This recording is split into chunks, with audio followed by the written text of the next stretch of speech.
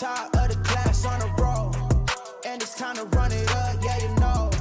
Maxed out, put the pedal to the floor, ayy, on the road, here we go, yeah, we winning by a landslide.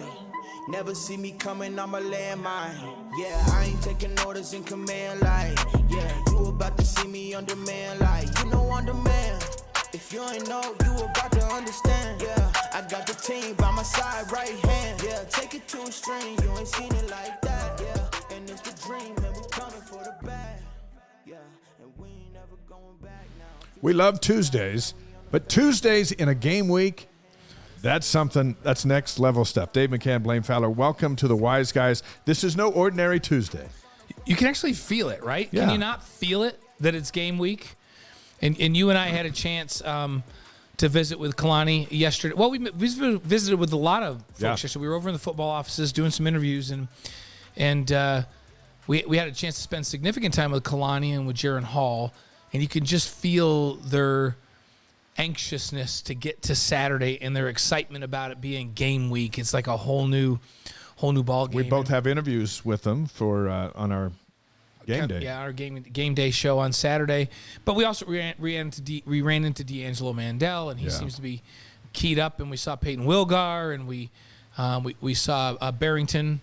Clark Barrington, the preseason All-American offensive guard. And we ran into a bunch of the guys yesterday, and everybody seems to be in a little different mindset than they were a week ago when we saw them. Now that it's game week, they're pretty pumped. We just finished one of the best after further reviews over on BYU TV. Jaren Hall in the spotlight. We had 6 minutes of Puka Nacua and Gunnar Romney highlights. Some questions about those guys heading into Saturday. We'll talk about a bit later. But Dallin Holker, we talked about him. We talked about Peyton Wilgar. And I was especially happy with the highlights and the discussion we had about Chris Brooks, which everyone can see on the BYU TV app anytime, anywhere that you have Wi-Fi. So after our show tonight, you can go over there and see what we're talking about. But watching Brooks run 70 yards on a handoff last year. Was that against Stanford? Against Stanford for Cal. It got me thinking that he's going to be able to do that a lot with this offensive line. Yeah, he's a great combination of size. So he's bigger than Tyler Algier. He's like 6'1", and he's probably 235 pounds, really. And but he has great speed, great agility. You see him make cuts. And to watch him in that run you're talking about against Stanford, he goes 70 yards and just outruns everybody. Finally, a corner runs him down, one of the fastest players on the field. Yeah, with this big physical offensive line in front of him, I expect that Chris Brooks is going to have a great debut game this Saturday against South Florida. Hey, we welcome you on Twitch at ysguys.com and also on YouTube tonight. We got a big show. Would love for you to get on Twitch and sign up for a free subscription, which allows you to chat with us. Mm-hmm. You can ask us questions. You can ask our guests questions. And it's a global give and take, this Wise Guys operation. I'm looking at some of the comments already, and my favorite so far is 10-10 for Eva. My work is not getting the best of me this week. I can't even sleep because it's game week. It is game week. Because it's game week. So. Here's our tease for tonight. Week 1, we're going to look at BYU's newly released depth chart and see if there are any surprises. Yeah, and, well I'm not going to say. Yeah. There's really not very many surprises. This is a tease. It's really not. We'll tease it, but there's really not very many surprises. Hey, how about the Dominator? Brandon Doman. He's going to join us live in just a few minutes. His 3 keys for Jaren Hall's success on Saturday in the opener. The thing I love about Doman was he was an option quarterback at BYU, and so he had to throw and run. And Jaren has the ability to throw and run, and I'm curious to see from Doman his advice for Jaren to stay healthy while he does that. Yeah, he's got a great perspective, too, because Brandon played the position, played in big games, but he also coached quarterbacks at BYU, and now he's a dad. He's a dad of players. Like his son, I ran into Brandon not last Friday, but the Friday before at the Skyridge game. His son is a big-time corner at Skyridge High School.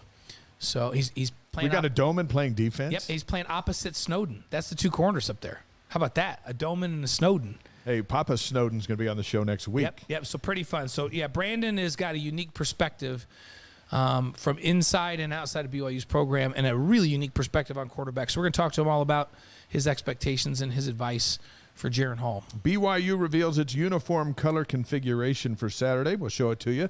Do we like it? I like it. I like it. We'll show it to you. It's clean, and it's one of my favorites. Hey, Sarah Watson, the alumni chair in Tampa, will join us live with all the activities going on around the game on Saturday. So whether you're traveling out or you are coming from the greater Tampa or Florida, anywhere in the Southeast, we're going to have Sarah Watson tell us what's going on with the alumni and all the BYU folks down in Florida. What's cool is she got on the Alumni Facebook page and sent the word out about Wise Guys. Yep. So we welcome everyone from the great state of Florida and in the region to our show tonight, and we welcome you back every week. NFL teams finalized their rosters today. There were cuts for some Cougars. We'll roll those out. And this is the biggest cut of the NFL preseason going in, because they have some small cuts leading up to this, but this was the final day cut where they get to the 53-man roster. So most teams were cutting almost 30 guys. Reminded me of the Bryan Adams song "Cuts Like a Knife." Yeah, it's no fun. So yeah, that's not good. Hey, women's head basketball coach Amber Whiting is going to be right here, sitting next to me, right there, in just a little bit, live in studio with us. We're excited to have her. She's getting ready for her first season, following in the footsteps of the legendary Jeff Judkins, our good friend, and Amber, a former player down here. We love our superheroes tonight. We'll let you vote on which BYU football player fits the best superhero. You may or may not agree with what we thought, but that's okay. That's okay. That's why you chime in. Yeah, right? you say, hey, you guys, that's not a Thor. You guys are up in the night. Well, and Dave and I are going to roll out our predictions for college football's first big weekend of the season. And there's some big games. Yeah, so we'll roll those out.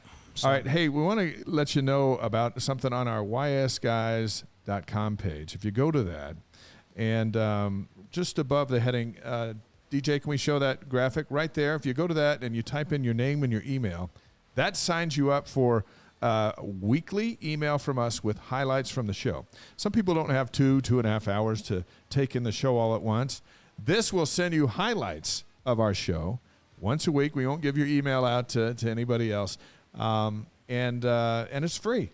It just takes your name and your email address, and you're in. Yep. And Dave and I joined up, and we get the emails. Yeah. Wait, do we? We get emails like, hey, be here at 5:30 Mountain Time. DJ and Jackson, they email us. They text us and say, did you remember we have a show today? Of course we remember. Call in the middle of the night. They have no protocol for any of that stuff. Let's do our countdown. 4 days until the season opener at South Florida. I can't even wrap my head around it. That countdown used to be so big. I know. When we started this whole thing, we started that countdown, and it was a lot of days. It didn't seem like it was ever going to get here. And the reality of it is it's Saturday. And we actually had college football last weekend, which kind of got me in the groove. I was feeling it. So Utah State won, BYU's opponent, had a good game. So got behind and came back. How about 11 days until the home opener? Till number 10 Baylor comes into Provo and plays in Lavell Edwards Stadium. Baylor's tune-ups against Albany this weekend. Yeah, don't make fun of upstate New York. I'm not. I'm just saying that's who they're playing out of the gate. No, I know. What's their nickname? Albany. What do you got up there? Remember? I don't even know what they are. Let me just tell you. Like Catamounts? I grew up there. We played against some of the high schools. Like I remember playing South Colony High School, which is up in Albany. We taught them a lesson. The Elmira Free Academy Blue Devils taught the. You bet they did. The South Colony. You bet they did. Team what it's all about, but I don't know. The colleges I followed all around me, Syracuse, which is just north of us, Pittsburgh just south of us, Penn State just south of us, and then I got recruited by Rutgers, but I didn't really follow them. Yeah. You made the right choice. Yeah. How about 32 days? Their head coach was named Frank Burns. Frank Burns from MASH? That's what I kept thinking. He would come to the house. I couldn't take him seriously. Was his like, athletic director something Potter? Like, hey, how's Hot Lips Houlihan doing? That's all I could think of. I couldn't go play for Frank Burns. Are you kidding me? No, but I'd like to have seen that. Yes. So October's 32 days away. In October, we're going to get the first Big 12 schedule. That's why that's on the countdown 32 list. days until we get that schedule. All right. Awesome. So how about our NFL countdown? Let's do it. 9 days until the regular season opener. The Bills versus the Rams on NBC. NFL. 9 days. Like our whole weekends could be taken up now with nothing but football. I got our fantasy football draft done in our family, and so we are good to go. Yep, it's all good stuff. 12 days until the Falcons and Saints. That's 12 days until Tyler Algier takes on Taysom Hill and Danny Sorensen. And that's for real, too. So it's not like, hey, it's a preseason game. We'll see who plays or how much they play.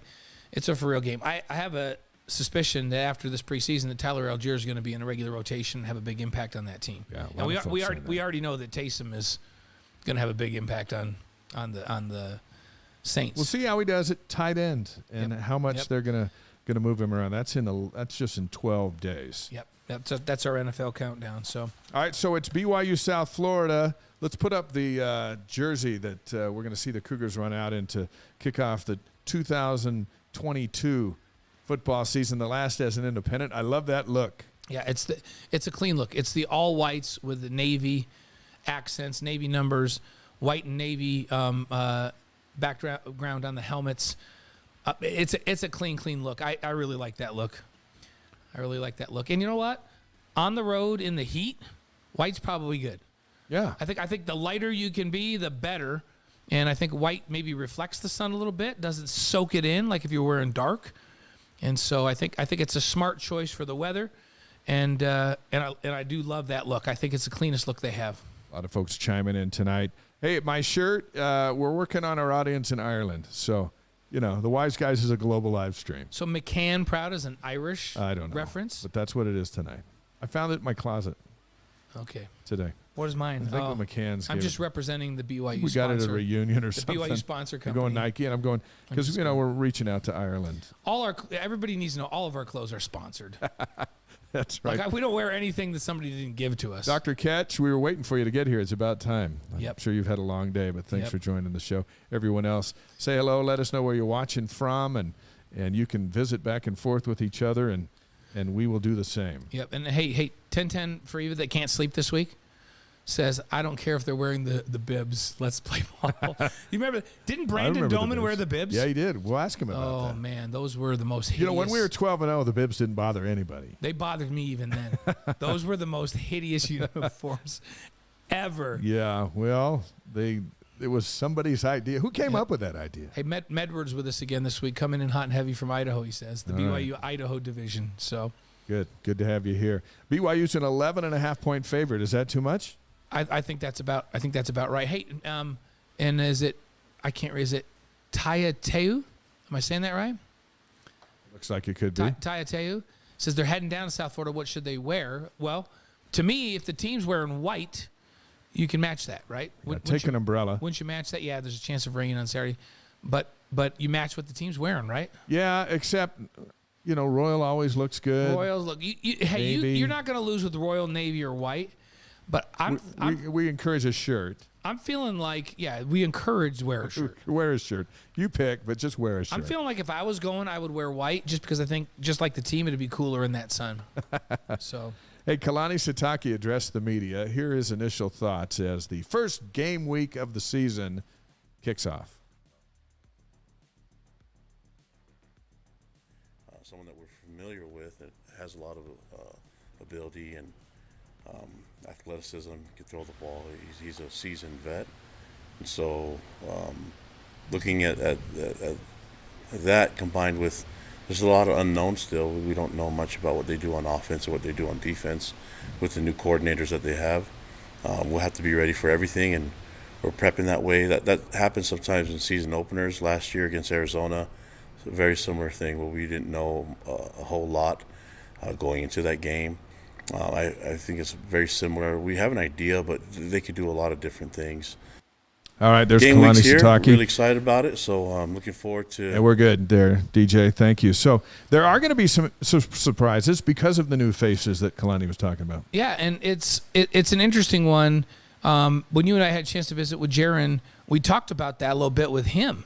And you can see the whole, all of that interview on Saturday on our Countdown to Kickoff. It's actually now called Tell me what's BYU Sports Nation Game Day. BYU Sports Nation Game Day. So it's game day. We're getting used to that. I got to get used to that. But he reminded us that they had a little bit of a slow start in that Arizona game last year because Arizona's defensive coordinator was a brand new D coordinator, and he was coming from Michigan. And so they had looked at his last couple of places where he had been a D coordinator and said, okay, this is his staple. This is what he does. So they prepared a bunch for that. Then they got in an Arizona game, and they didn't do any of that. And so this was a young offense, if you remember. A lot of new faces. Puka Nacua was a brand new face. Tyler Algier was kind of not the veteran that he became as the season progressed, right? Kind of new on the scene. And then you have a brand new starting quarterback in Jaren Hall.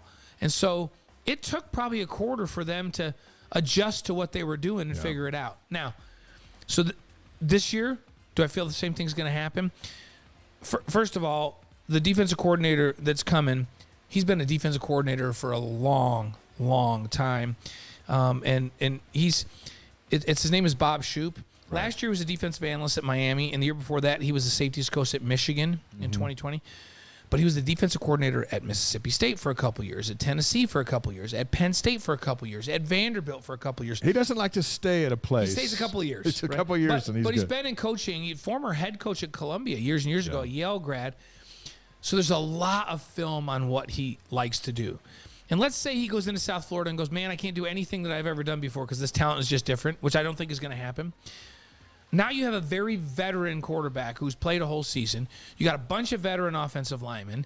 Brooks is new to the system, but Puka's coming back, and Gunner's coming back, and Hill's coming back.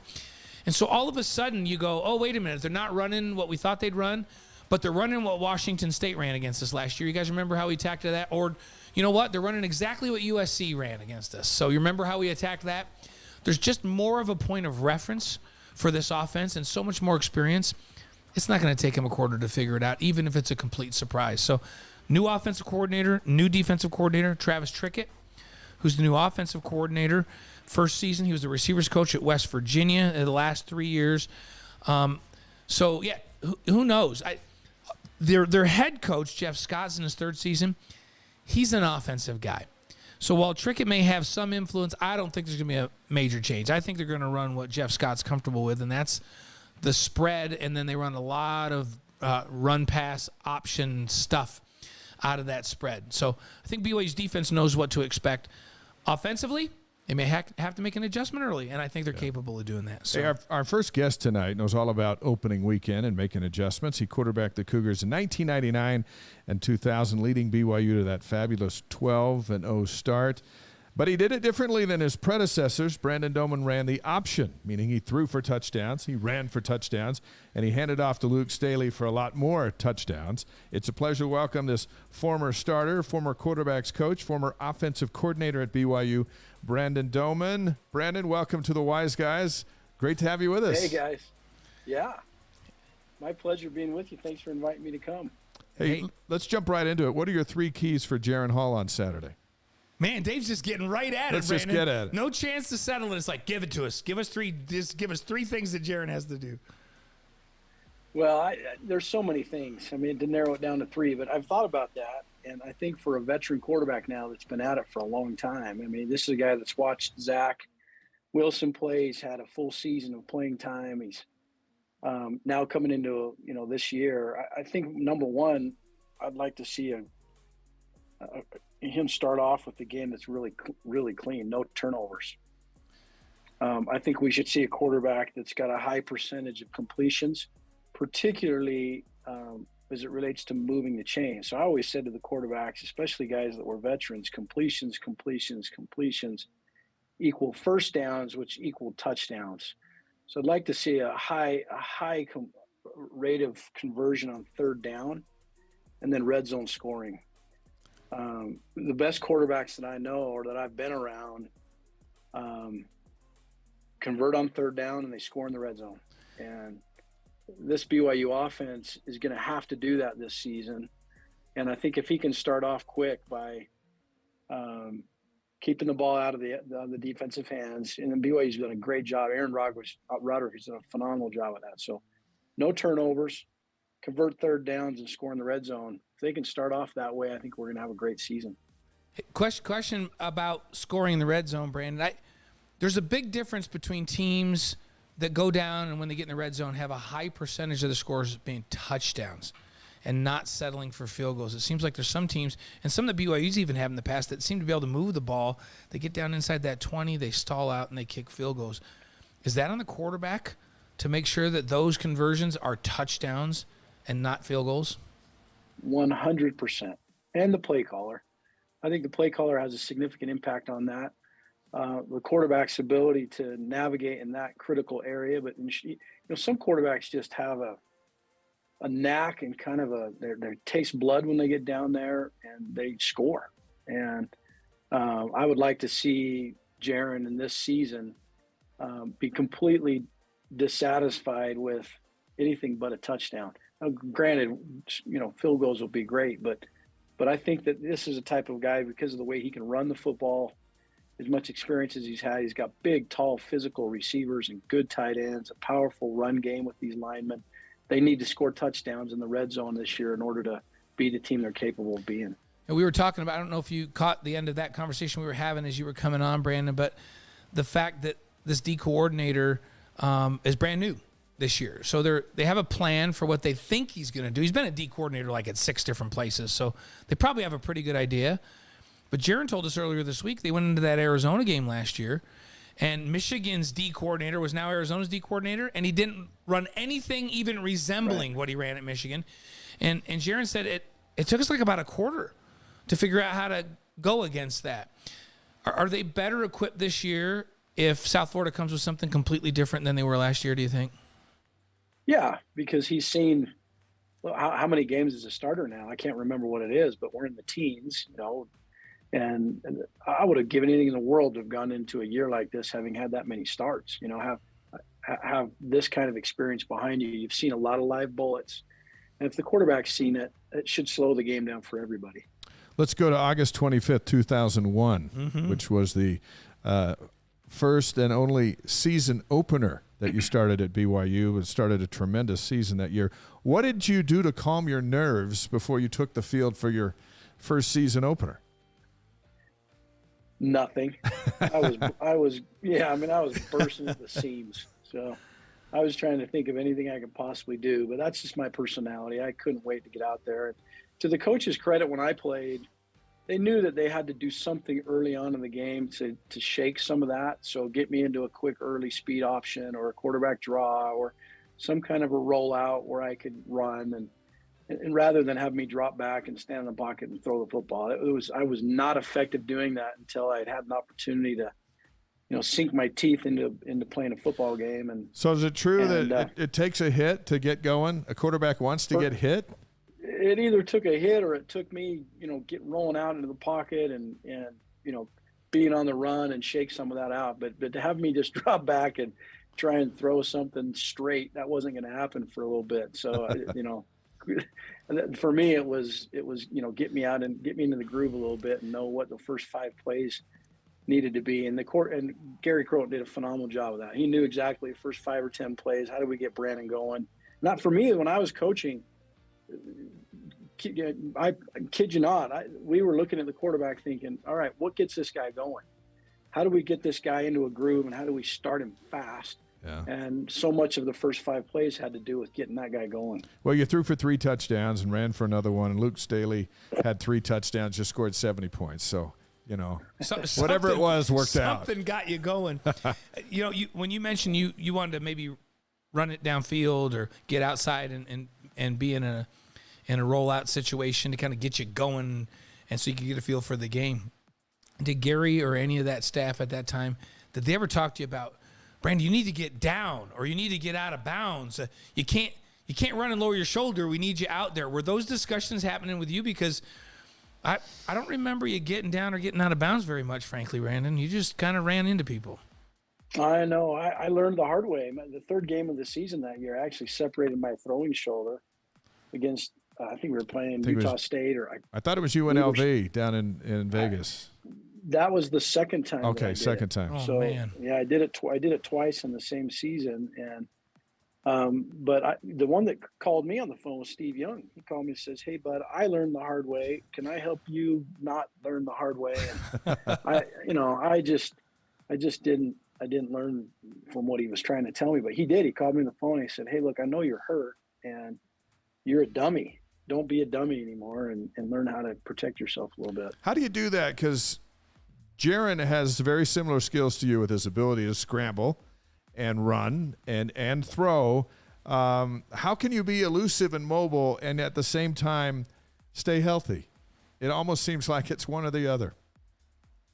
Well, college and NFL football have migrated in that direction. And so quarterbacks have to really work out and strengthen their shoulders and strengthen their joints. And, when Blaine played I don't think the quarterbacks lifted weights. Now Blaine does now. But Wait, no, what are you talking about? Oh, he does I used to now. lift That's with for the D sure. line. Jimmy Mack had the triceps of Thor.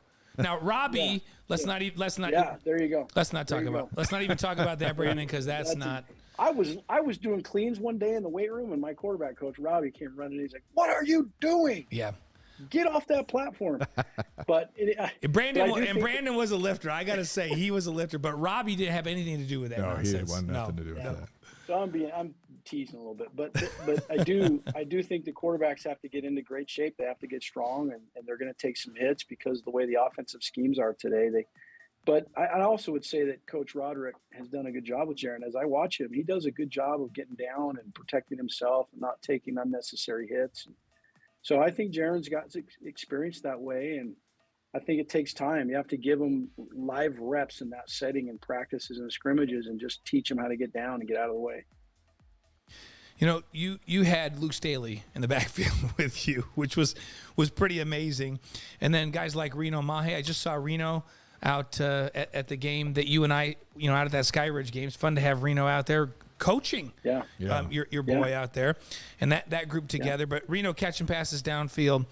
Jaren's got Chris Brooks running the ball now, the transfer from Cal. He's got Puka Nakua, Gunnar Romney, Keanu Hill, Isaac Rex downfield.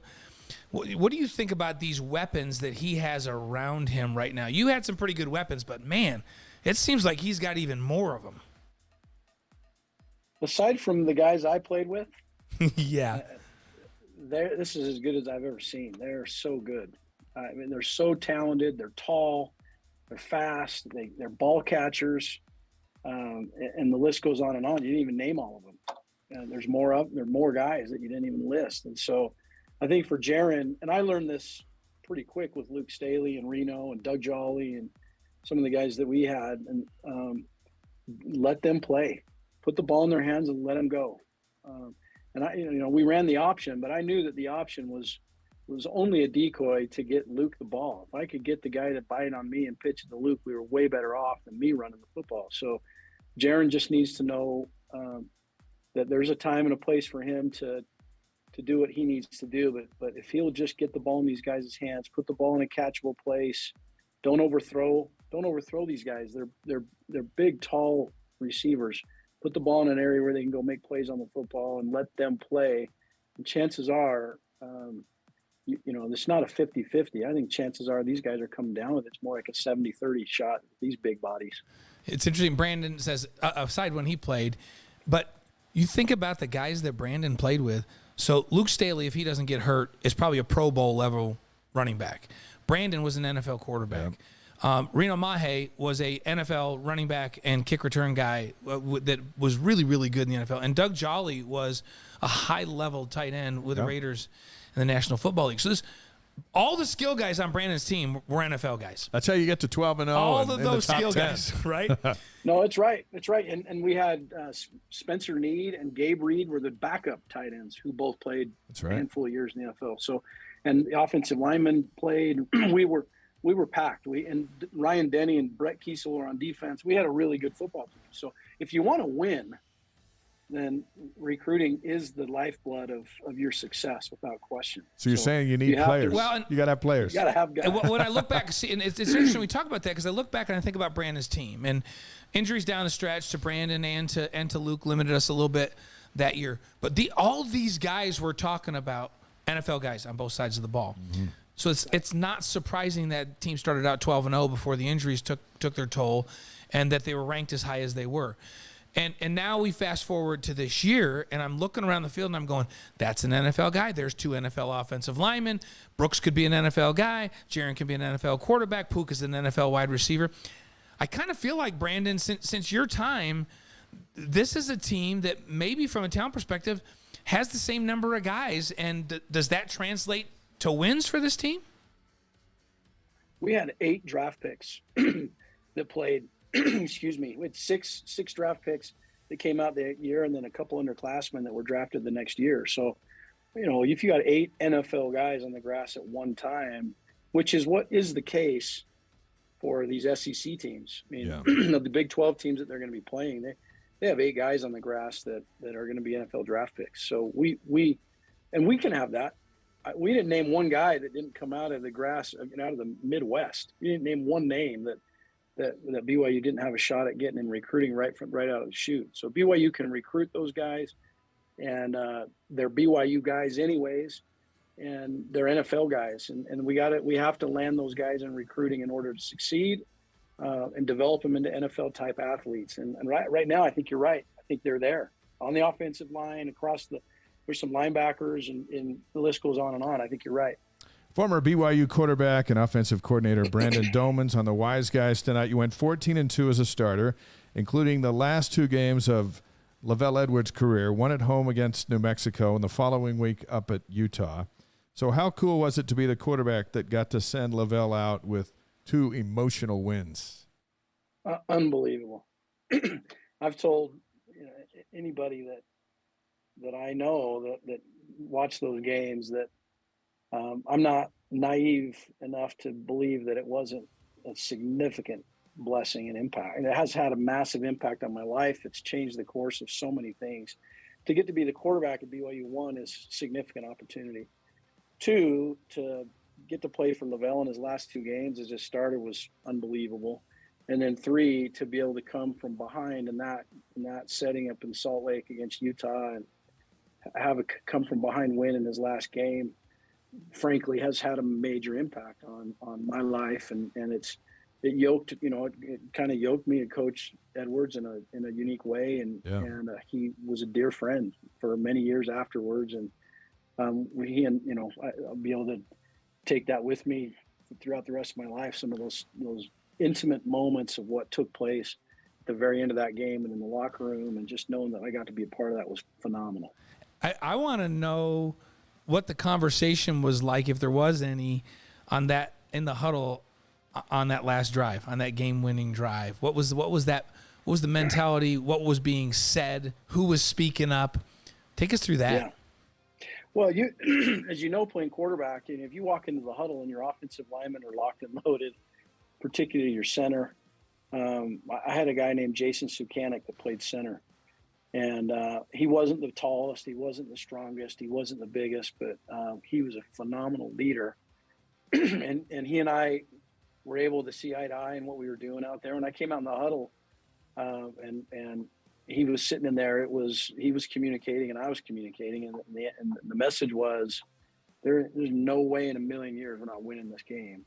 And even when it was 4th and 13 and I got in the huddle, there wasn't one guy in that huddle that didn't think that something was going to happen. That's a pretty calming reality. But if you get in the huddle and guys are freaking out, losing their cool, or looking nervous, that was not the case in that huddle. And I think a lot of it had to do with what we had earned together, and we had earned the right to get in that huddle together and feel confident. And it just was, there's no way this ain't going to happen, and this is what we owe to Coach Edwards right now. We're going to make it happen. So look, you take a couple of bombs to Pittman, which were crazy. Unbelievable. And now you're at the 3-yard line or so, and you run to your right, and you're going to keep it, and you fight through a couple of guys, and you cross that goal line with the football, and the place erupts because there's a lot of BYU fans there. What's the first thought that comes to your mind? That you did it, or what? Well, the first thought was just unbelievable emotion and gratitude for that moment. I remember just running straight to the BYU fans, because in that corner of the end zone, and I don't know if it is the case today, but it was always, as I grew up as a kid, and they played at BYU in the southwest corner of the Rice-Eccles Stadium where they put the BYU fans. And I just got up off the ground. I ran right to them and felt like I needed to celebrate with the fans, because they didn't give up. And I just felt like I was one of them. Felt like I was one of the BYU fans living a dream. And and there we were, I'm raising my hands, and there the fans are, and I just felt like I was in a fairy tale and wanted to celebrate with them. And then my teammates came. Funny story that happened is I scored that touchdown and I ran to the fans. A fan jumped out of the bleachers, and you guys may remember. I remember this. There was like a 12-foot drop off from the metal from the concrete wall down to the ground. A fan jumps off and met me in the end zone, and we headbutted. And it was the fan, no helmet, me helmet, and it was my older brother Bryce. My older brother Bryce, who played at BYU, he jumped out of the bleachers and met me, and they handcuffed him. I think, Yeah, and walked him right out of the stadium. But he left in handcuffs and with a concussion. Yeah, he was out. He was out of the stadium. That's the game awesome. At that point, Oh, my. we had won the game. It was pretty surreal moment. You had two dramatic wins over Utah. The finish in Salt Lake City in 2000 with Lavell, and in 2001, come from behind victory. You pitch it to Luke on an option. Wasn't it an option? Yeah, it was an option. Yeah. And then he literally just outruns everybody down the sidelines, 30 yards for a score, with 1:16 to play in that game. The stadium went nuts because that was at Lavell Edwards. Is one of those more meaningful than the other to you? Those two wins over Utah? Oh, Lavell's last game was by far the most meaningful. Not that 2001 game wasn't remarkable. I've never been in a stadium like that in my life. I've never been in a moment where the BYU fans had erupted like that. That was quite a spectacular moment. But we got to carry Lavell on our shoulders off the field in his last season. He'd been the coach for almost 30 seasons. He had not had a losing season in 28 straight years. And we were 5-6 going into that game, and we ended 6-6. Was not a losing season. We got to carry him off, and being in that environment with him at that time, for sure, the most memorable football moment of my life. What qualifies a quarterback to be the team leader? What does he have to do to win the locker room? I think Vince Lombardi said it best, and I've hung on this quote forever. But leadership rests not only upon the ability to lead or the capacity to lead. Leadership requires truth in the purpose and willpower in your character. And I've seen quarterbacks that had all the ability in the world, all the capacity. Once you're a quarterback, you're instantly given the capacity to be the leader because you're the quarterback, but it doesn't mean that you're going to lead. So truth in your purpose means it's not all about you. We're not doing this for quarterback Joe. This isn't your team. This isn't all about you. And your purpose is pretty clear. If it's truthful, it's you're there, you're on time, you're about your teammates. You're not isolating yourself all the time, and you truly are a guy that is that they can count on, that's honest in your purpose of what you're doing. And the willpower in your character, I think there's just an absolute grit in the best quarterbacks. There's this indomitable, unconquerable spirit about them. They're tenacious competitors. I think also willpower in your character is what are you doing when no one's watching? And some of the best quarterbacks, even Tom Brady to this day, who's my age, when no one's watching Tom, he's still working his tail off and preparing and doing all the little things to be great. And that's willpower in your character. And that's a hard thing to find, and the best quarterbacks have it. Yeah, that's great. Our quarterback that we all know that probably was the best representative in the National Football League, Steve Young. He's a Hall of Famer, right? So I think we can easily say that. No argument there, right? I would watch Steve work in the seasons after he was already the MVP. He was still just like had this crazy desire that he had to be better than that he had to get better. Yeah. And he got better. Yeah, and he kept getting better. Yeah. And until concussions took him out of the game. But and as you mentioned, Brandon, you see that out of Tom Brady even to this day out there. I heard a story about Johnny Unitas when he was like, 19 seasons in. He was coming out 2 hours before the game and he was doing footwork drills. Johnny Unitas doing footwork drills, 19 years in the league, and that's what Brandon's talking about. Those guys that just get it and are great have this unwavering commitment to just getting better. Even when they've arrived, they never feel like they've arrived. So, yep. And that's and some of these great players that come out of high school, number one recruits and all of that, don't have that, and they don't succeed. And guys like Brandon Doman, who had to wait too long to get the starting job. People were saying, do you want to move to wide receiver? And Brandon's like, I'll play that for now, but I'm going to play quarterback, right, Brandon? Or early in your career, they were telling you, let's switch you over. How did you just keep coming back? and saying, at some point, though, I'm going to play. I'll do what you want me to do, but at some point, I want a shot at quarterback. How did you keep the grind to keep doing that through all of that? Oh, I think a lot of that has to do with being the youngest of 4 brothers and 4 boys in my family, an unbelievable dad, and that it had instilled a work ethic in us. And I just knew that nothing was easy. You know, I learned as a kid that preparation plus opportunity equaled success. It wasn't the other way around, that the opportunity shows up and then you start preparing for it. You had to always prepare for the opportunity, and then you were successful. And I learned as a young kid that if the preparation exceeded the opportunity, the success could be wild, beyond your wildest imagination. And I just knew that I needed to hang in there and trust in the preparation. And, you know, Lavell, to his credit, he just kind of kept a hold of me. He didn't let me get too far away. And sometimes I was frustrated. There were times I wanted to transfer to Utah. And he just kind of kept a hold of me over here and didn't let me get too distant. And when the time came, he fulfilled on his end of making sure I was ready to go. And I'm grateful for that. But it truly was, the opportunity arose because the 2 guys got hurt in front of me. It wasn't because I beat them out. They got hurt. And all of a sudden there was an opportunity to play that arose out of those instances. And fortunately, I was ready to go. Lavell was a visionary man. He needed someone to win his last 2 games. That's right. And you know That's what? right. To Brandon's point, and I'll give him this because I watched him through all this time. I played with Brandon's older brothers and watched him in high school. Is that preparation? If he had not prepared at that point, who knew those 2 guys are going to go down, right?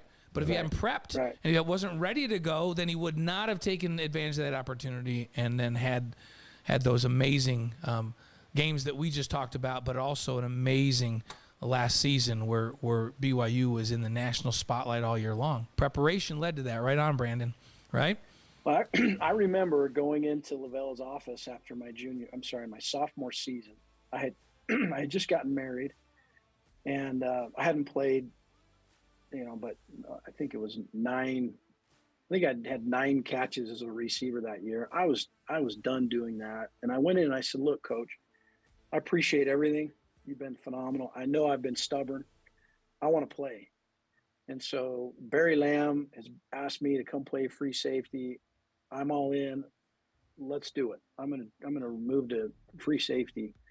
And he said, Matt Barry's going on a mission. We didn't think he was going to go on a mission. And I can't remember the other quarterback. There's another quarterback that transferred. And he said, "We can't afford to have you go now." And I'm like, "Well, wait a minute. I do not want to be your 3rd string quarterback again. I've done that for 2 years." And he said, "No, I need you to stay." And I said, "Well, can I be in every meeting that Robbie Bosco's having with this guy and this guy? I'm tired of being outside the room, outside the door, sitting in the chair and not in those intimate meetings.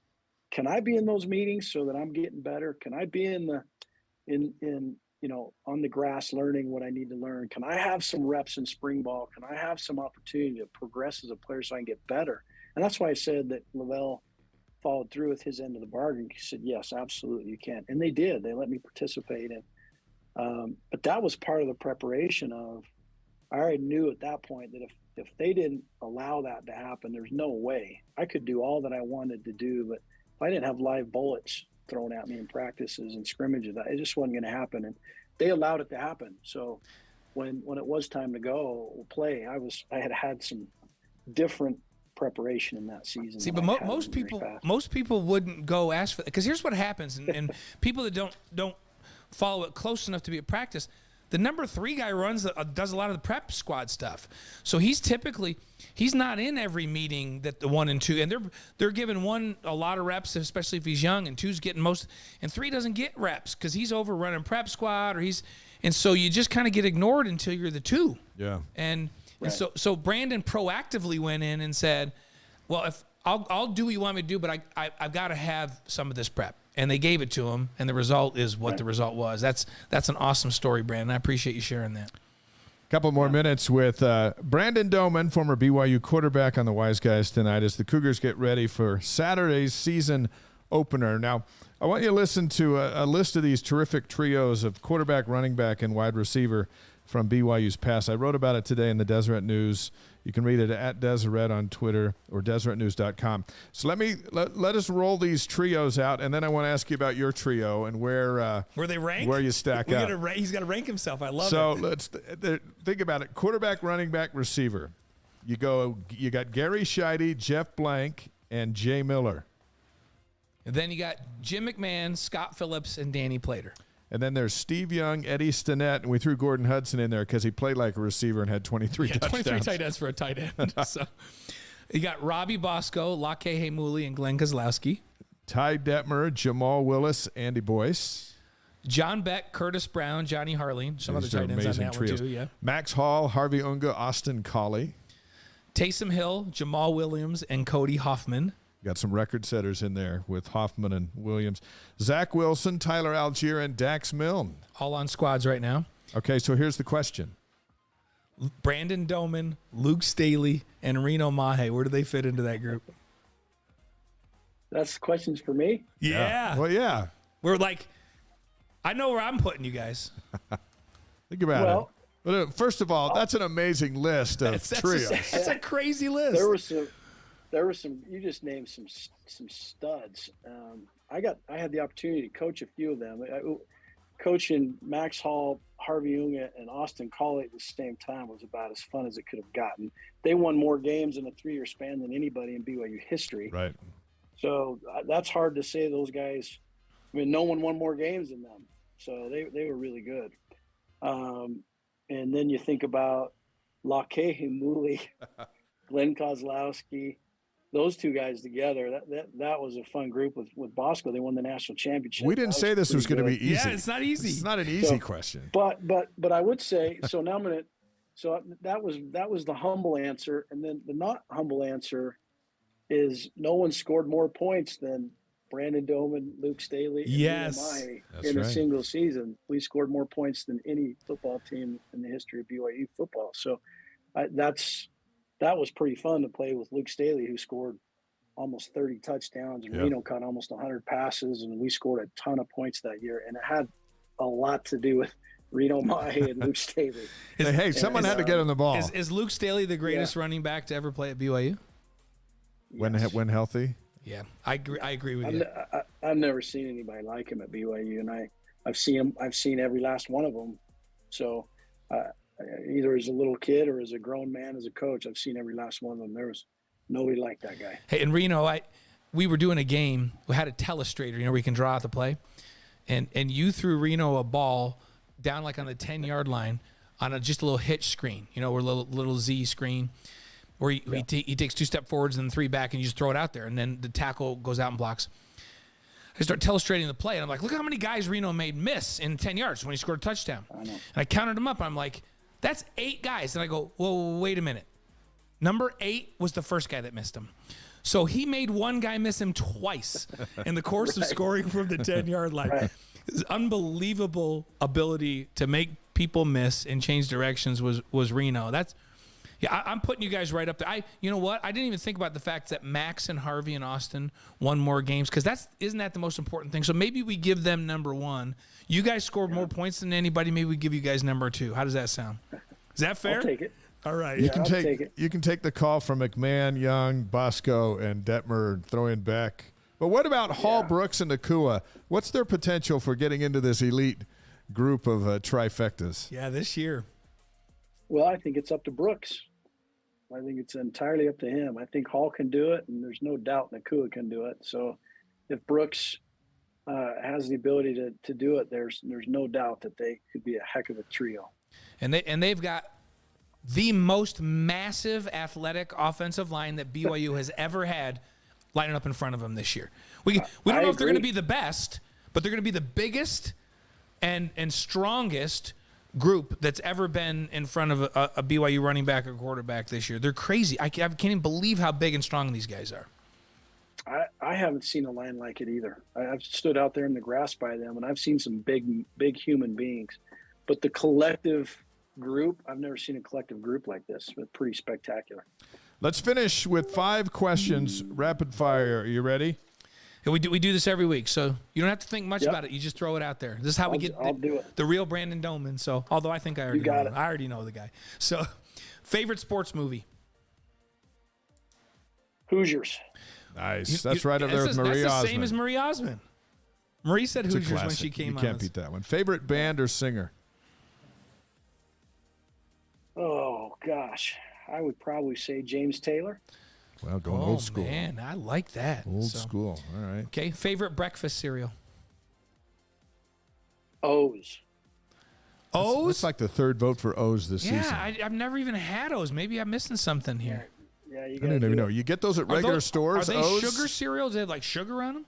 Oh, sure. Oh, yeah. They got sugar. They fake you out. They make you feel like you're, eating the natural stuff. Because for some reason I thought that was healthy, and I don't want to have anything to do with. If I tell my wife to pick up some O's, she'll go, "Hey, you've turned a corner." All right. Yep. Favorite your favorite touchdown? So here you have 35 touchdown passes, 11 touchdown runs in 31 games. Do you have a favorite touchdown? It can be a run or a throw. What's your favorite?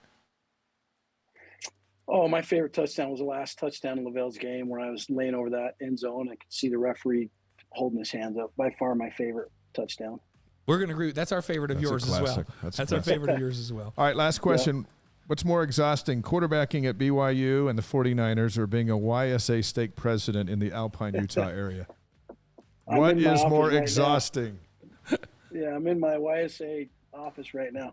This is by far the most exhausting opportunity I've had by far. In fact, I'm finished with you in 5 minutes. I got to throw my suit on. I got my suit on. I got to go throw my suit on and get to. Got to look official. Get your uniform on is what it is. Is there anything better? I just got released after spending almost 4 years up on campus at BYU in a bishopric up there, and I loved it. Working with the young single adults, is there anything better than doing that, Brandon? No, I'm the stake president of what they call the Alpine, Utah YSA stake, which is Alpine, Highland, Cedar Hills, Pleasant Grove, and Linden. And there's about 9,000 young single adults that live within the boundary of this stake, and they're phenomenal. And I consider it a gift that I got to do this. It's been really a remarkable opportunity, and I pinch myself times. It's been a lot. Yeah. But what a cool calling. Hey, give us a score for Saturday. Yeah, what's your prediction? I think BYU is going to score 31 points. I think South Florida is going to score 21 points. That's very close to my prediction 21. On AFR tonight. You didn't see AFR tonight and then just say my prediction on our show this evening. This is genuine Doman here. Brandon, don't go with Dave ever because his record is abysmal. But it's phenomenal. That's what it is. I had 42. I had 42-21. I had him scoring a little bit. Thank you. Thank you so much for joining us, and we hope you'll come back and join us again down the road. We know you're busy tonight, and it's opening week, so we had to have Brandon Doman on the show. And one last thing as you're going out. Is your son back healthy? Is he going to be in the lineup this week for Skyridge? He's back. He'll be playing corner opposite Smith Snowden. So all you BYU fans out there, we need to get Smith Snowden to be a Cougar. But yeah, he's finally back at it. We'll play this week. We're gonna have Will Snowden on the show next week, so we'll ask him your question. So we got the Snowden Doman combo, former BYU. The next generation starting at those corners for Skyridge, who's a phenomenal football team this year. So good luck to him, Brandon, and we'll catch up with you. We're so grateful for you coming on. We appreciate it. Thanks, guys. Take care. You bet. Hey, and we got him out at 7:00 as promised. Thank you, Coach. Brandon Doman, when he was running the option, it was so fun to watch. One, we've never seen a quarterback run the option at BYU. And Gary Croton came in with, as he mentioned, all the tools, all those NFL guys that could run his offense. Mm-hmm. And when they were healthy, they were perfect. They were 12-0. Yeah, and when we talk about those trios, like I agree with Brandon. Luke Staley's the best running back. That's most talented running back he's ever played at BYU. He was ridiculous. The combination of speed and size, and if he doesn't have those horrific injuries, he's a Pro Bowl running back. Like, he's as good as BYU's had. And I remember talking to Kyle Whittingham about defending Brandon and Luke when they would come down the line of scrimmage in the red zone and run that option, and he would just say, unbelievable. Like, it's so hard to stop him. What are you going to do? You know, if you don't play it right, Brandon's going to turn it up and score. If you play it right and they get it out to Luke Staley, your first time you're going to not take a good angle. He's going to run around you and go for a touchdown. The second time you're going to overrun it. He's going to cut back, run over your guy and score a touchdown. And that's why Luke Staley, as a running back, led the nation in scoring that year. Usually it's a kicker. Not that year. It was Luke Staley. Unbelievable. And what a talented group. And how fun was that to have Brandon Doman on? So yeah. Hey, next week, as mentioned, Will Snowden will be here. Brian Keel will join us, and Carrie Roberts, women's golf coach. Following week, Brandon Ogletree, menace of a linebacker. Trent Pratt, head baseball coach. You just got to call him Tree. Tree. Yeah, we'll call him Tree. And Dan Forsman, 5-time winner of the PGA with a very unique BYU story. That's in 2 weeks, and we are can't wait to we're loaded up with great guests. I mentioned it. Dan went golfing with you and I, and he shot 32 on the back nine. He shot just a regular old 36 on the front nine, but he shot 32 on the back nine, and he made it look really easy. He's such a good person. He disgusted me. He's so good. Yeah. How about Margin Hooks, Austin Collie, Ed Eyestone? That's coming up too. With us in September. That's big time. Devin Durant will be with us. Andrew Rich, Travis Hansen will be with us. Yeah, as we move on down the road. Can't wait to have Travis on with us. Such a great guest lineup coming your way. For all of you out there joining us, we have a blast having these folks come on with us, and some of them here in studio with us when they're down in the close to our secret location, undisclosed location that we can never reveal. Hey, Sarah Watson is the alumni chair of the Tampa chapter for BYU. She and her husband Travis have lived in the Tampa area for 15 years, and with the Cougars coming to town, we welcome her to the Wise Guys tonight. Live from Florida. Sarah, thank you for joining the Wise Guys. It's great to see you. Thank you. It's great to be here. You're the very first alumni chair to join the show, but you will not be the last. But we wanted to start with the best, and so that's why we called you. How pumped is the area for this weekend's game? We are so excited. Everyone is so excited. We have people coming from all over the country to come to this game. And so, hey, if you don't live in the Tampa, so you're not part of the Tampa chapter, right?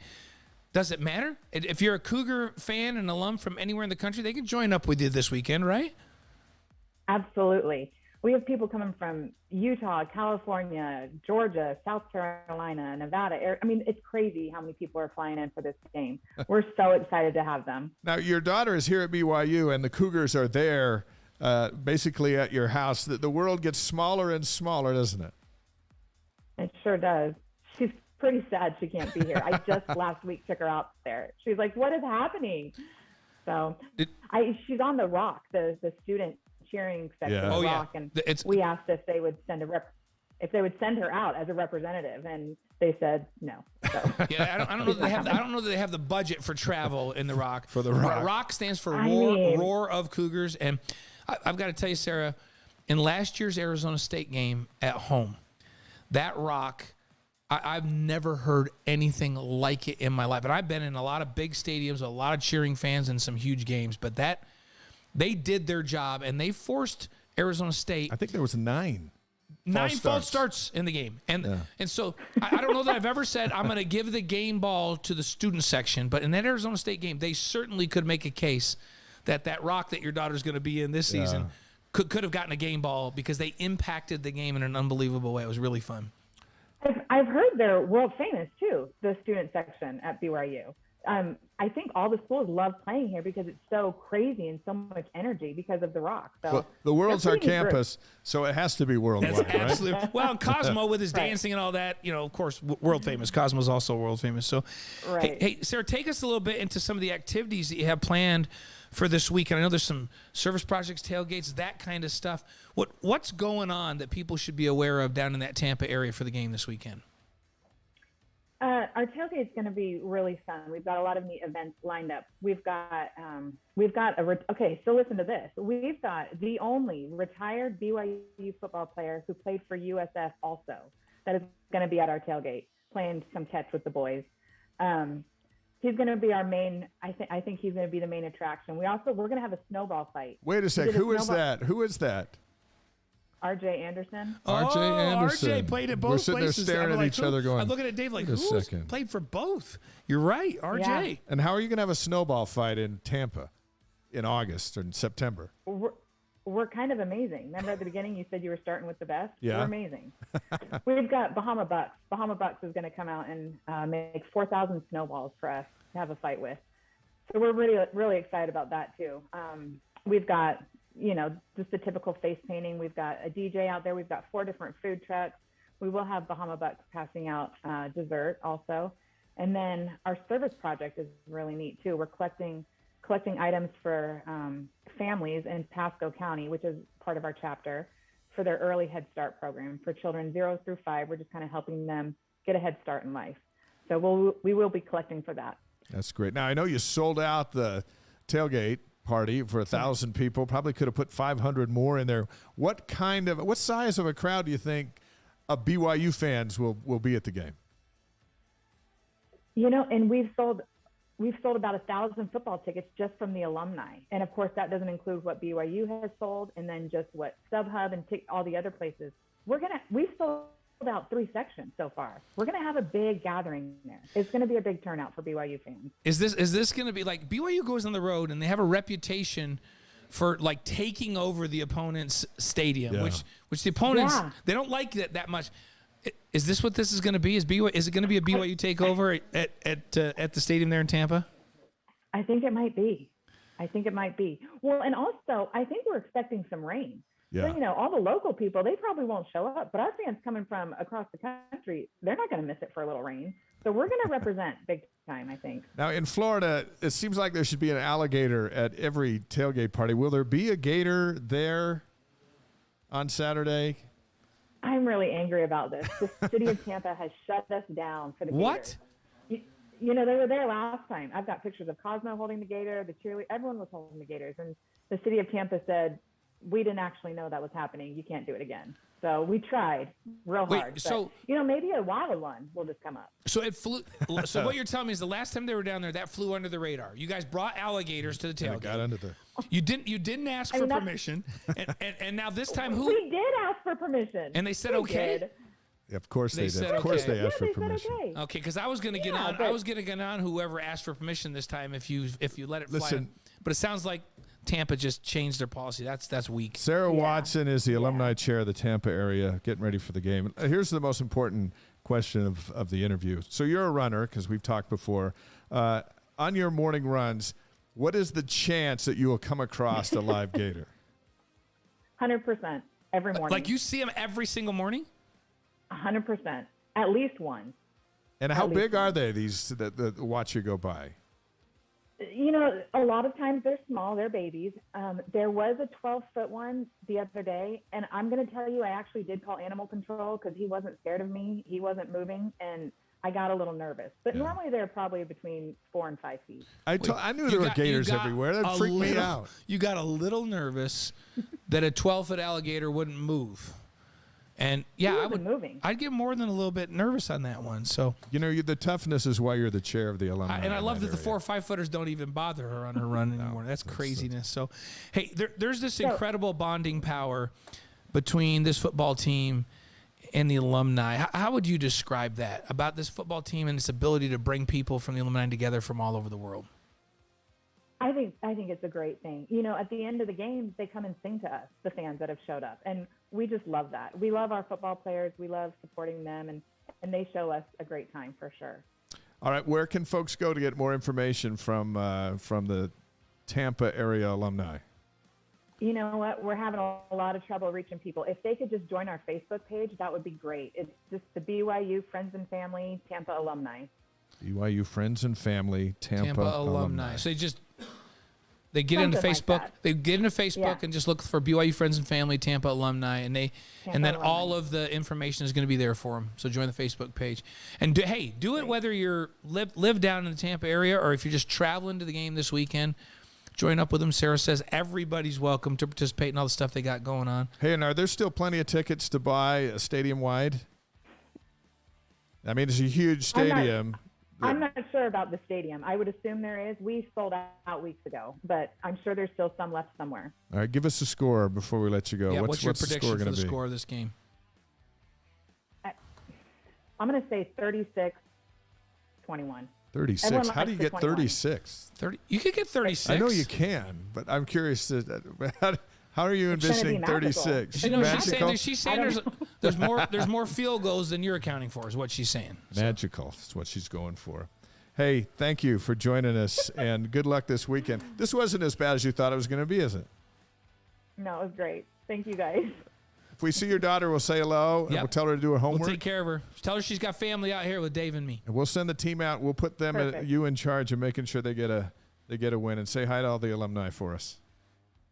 Sounds good. Will do. Thank you, guys. Thanks, right. Sarah. Thanks for being on with us. Sarah Watson. So there you go. The first alumni chair in the history of the Wise Guys. In a couple weeks, we'll visit with whoever's in charge of the boosters and alumni in Eugene, Oregon. That's right. As they get back out on the road. But I think that's cool. We're going to try to link, this is a global live stream, and there's alumni all over the world. And so tonight we're talking with the Tampa folks. Yeah, and honestly, when we talk to folks in the local markets, and we've been on the road a bunch. We've taken our shows, our Countdown to Kickoff and Postgame Live on the road many times. We get in those stadiums, and BYU takes over some of these stadiums. Now, they're not going to take over the stadium in Vegas because that's a Notre Dame home game. Right. But outside of that, there's very few. They're not going to take over the stadium in Oregon because they sell out. But I would not be surprised if that's a BYU takeover down in that big, huge stadium at South Florida in Tampa this weekend. Speaking of the game, DJ, can we put that game day graphic up? On Saturday, we've got a 2-hour, and we have a brand new name. It's BYU Sports Nation Game Day. Used to be Countdown to Kickoff. Keep going. And there it is right there. So I feel 2 like o'clock. I feel like I was skinnier in that picture. Well, I think they might have photoshopped us. 2 o'clock Eastern time, that's noon Mountain time, on BYU TV, the BYU TV app, and BYUtv.org. We'll have interviews with Jim McMahon, Jaren Hall. You sat down with Hall. I sat down with McMahon. Kalani Sitaki. Yep, you sat down with Kalani. And Tyler Batty will be in the film room. Yep.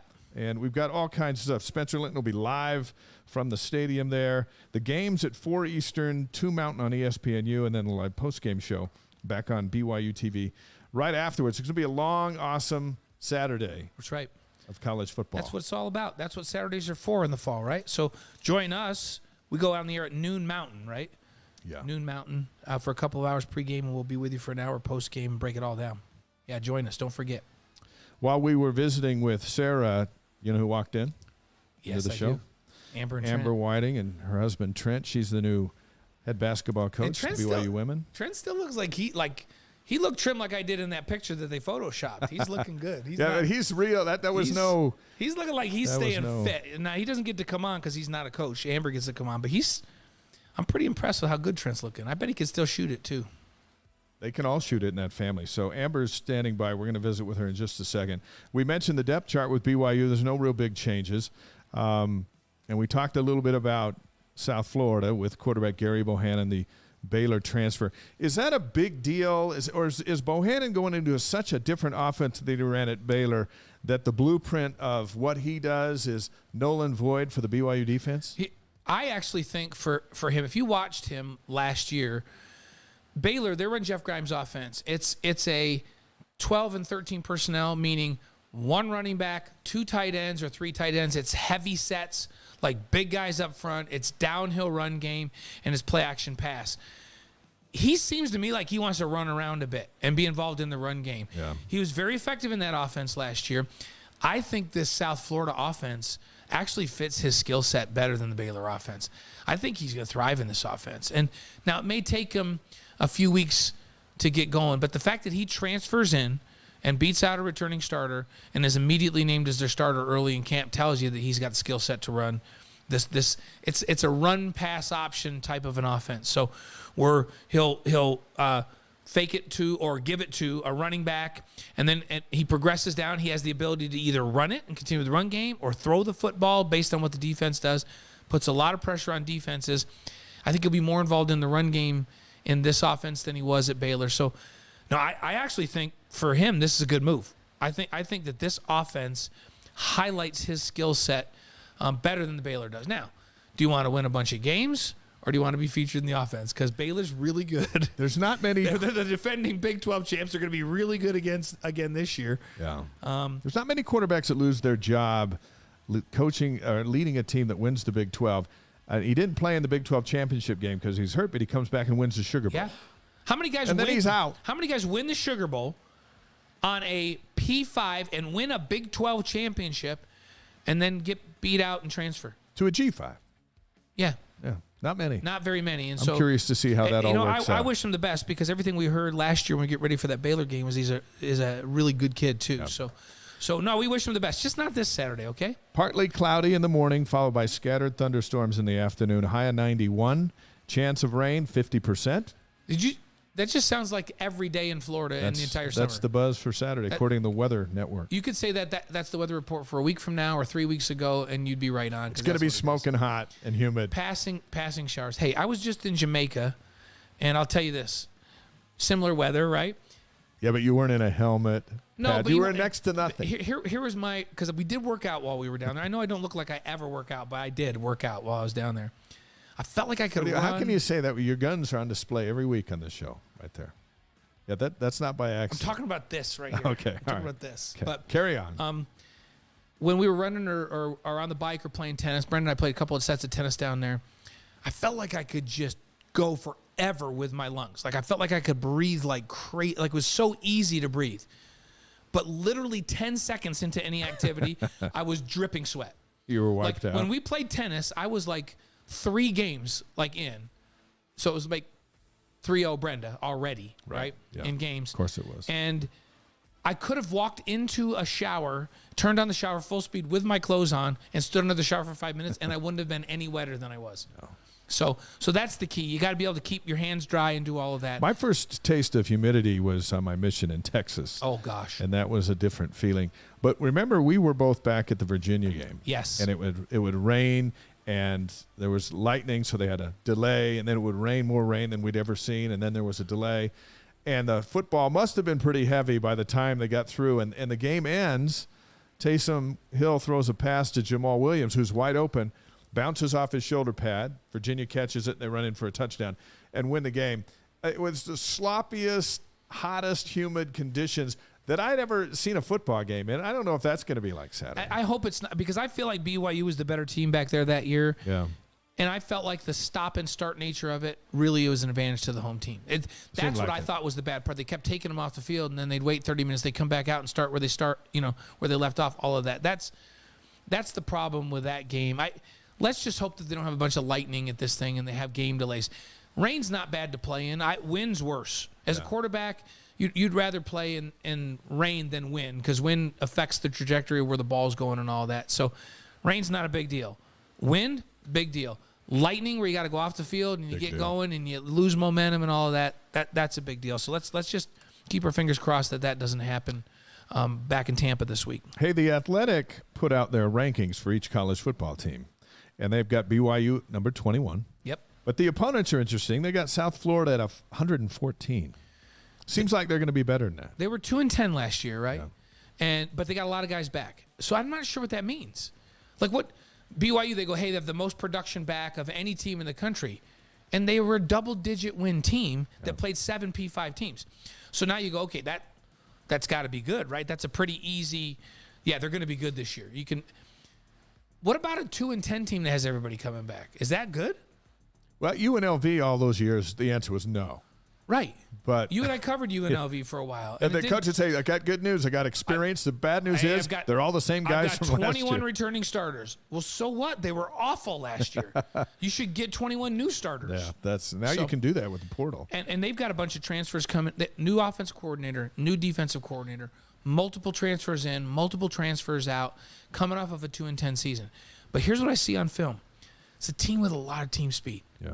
So they have skill guys, and that is what always scares you, because if you don't take care of the football and you give a team with a bunch of skill guys and a lot of speed short fields, and they get some big plays over the top and start believing in themselves, that's how big underdogs win games. And so BYU's got to take care of the ball. They've got to go and just assert their physical dominance, because BYU's much more physical up front on both sides of the ball. And that's a formula for a win. You go and start turning the ball over and get sloppy and let them make some big plays over the top. Now you got problems on the road against a team that shouldn't be able to play with you. The Athletic ranks Baylor number 9, Oregon number 12, Wyoming's number 111, Utah State is 58, Notre Dame 7, Arkansas is 23, very close to the AP. Liberty is 75. I thought they might be a little lower. East Carolina is 66. Boise State is 46. Utah Tech doesn't factor in. as an FCS, and then Stanford 69. I'm surprised Boise State's not higher than that this year with Bachmeier and that whole group coming back. That one surprised me. Actually, Utah State and Boise State, I thought Utah State would be a little bit higher and Boise State significantly higher than those two. But when it's all said and done, there's still 4 teams that BYU has on the schedule that are preseason ranked. Coming up in just a bit, we'll make some predictions for this weekend. There's some big games. Let's bring is Amber going to give us a prediction Let's have Amber too? come over and assume her spot This is here your on spot the right Wise here, Amber. Guys. Yeah, And, this is and live stream. This is like Dave and I are getting used to this format because we're used to our whole lives like being in a studio where you go to commercial breaks and everything's so formal and scripted, and we love this because it's just fun. And we just talked to we folks just get to have all fun. over the world. We just had Brandon Doman on for a while, and Brandon There's Jack Hadley. was great fun. He's helping get this situated. So Jack is our coordinating producer. That's what we're going to call him. Actually, he just and it's runs his, everything. and it's his just- house. it's So just- this is wait. But we didn't say his address. Like Yeah, we just said his house. Dave's going to give it away. We always Just tell like the people, we don't want Marriott people- Center is it's a- Amber's house. Everyone It's gets an it. undisclosed location, is what we always say. Our next guest is the new head coach of the BYU women's basketball team. Amber Whiting played for Trent Shippen in the 2000-2001 season when Jeff Judkins was an assistant coach, and now 22 years later, she's got the opportunity of succeeding Juddy as the head coach. Married to former Cougar Trent Whiting, who played for our friend Steve Cleveland the same year that Amber was on the team. We welcome you back to Provo. We welcome you to the Wise Guys. Thank you for being here. No problem. Are you nervous? A little bit. Is it because Why? Blaine's so intimidating? Is that what it He's is? got his guns over here. Yeah, trust They're, me. Oh, my flashing. God. Those guns Look show at- up all the time. Amber's got guns too. I say, Blaine, they make shirts in large, but he This likes is- these small shirts. Hey, will you tell? That's an XL, right, Amber? Is that not an XL? No, Medium, my yeah. God. No, she said medium, which is a small medium. Our DJ's going to get your mic fixed up. Are we good on that, DJ? Can we hear you? I don't know. Yeah, We can hear you now. We can hear you. Hey, so let's start with the first big question out of the gate. And we'll start with your son, Jace. Okay. Born just before your one and only season here at BYU. Your husband's playing for the men. And so after having Jace, you come back to play for the women. How did you do that? He was actually born after. Was it after? Yes. I've got to get a new secretary. Yes, you do. So it was born after your career. Just for the when I record, I don't have a transferred down- secretary. I have an admin. I don't have a secretary. When I'm I not sure you're allowed to use that word anymore. I don't know. Executive. So I had that wrong. Right out of the gate, I had that wrong. So you had Jace after you were done playing. Yes. So I transferred down, had to sit out that red shirt year, right? Yeah. And I had gotten pregnant. We were married. Trent graduated. I had 1 year left to play. He got offers overseas. And so it was either I stay and play with a newborn or I go overseas. And I took one for the team. you know what? So Jace cost you a year of college Jace basketball? cost me, but I chose to be a mom at that point in time. Hey, this wasn't Jace's issue. Let's not put this on Jace. This is all about Trent. Yes. Yeah, that's that true. is a lot to do with Trent. Yes, this is about Trent costing her one season. So. All right, so I want to make sure I got some of my other facts straight. But Okay. in November 2000, the both of you are playing at the Marriott Center, right? Across the street, Lavell Edwards is wrapping up his legendary career, and Brandon Doman, who was on earlier, was the quarterback that won his last game for him. Then they renamed the stadium Lavell Edwards Stadium, and this is a really unique time on campus. What was it like?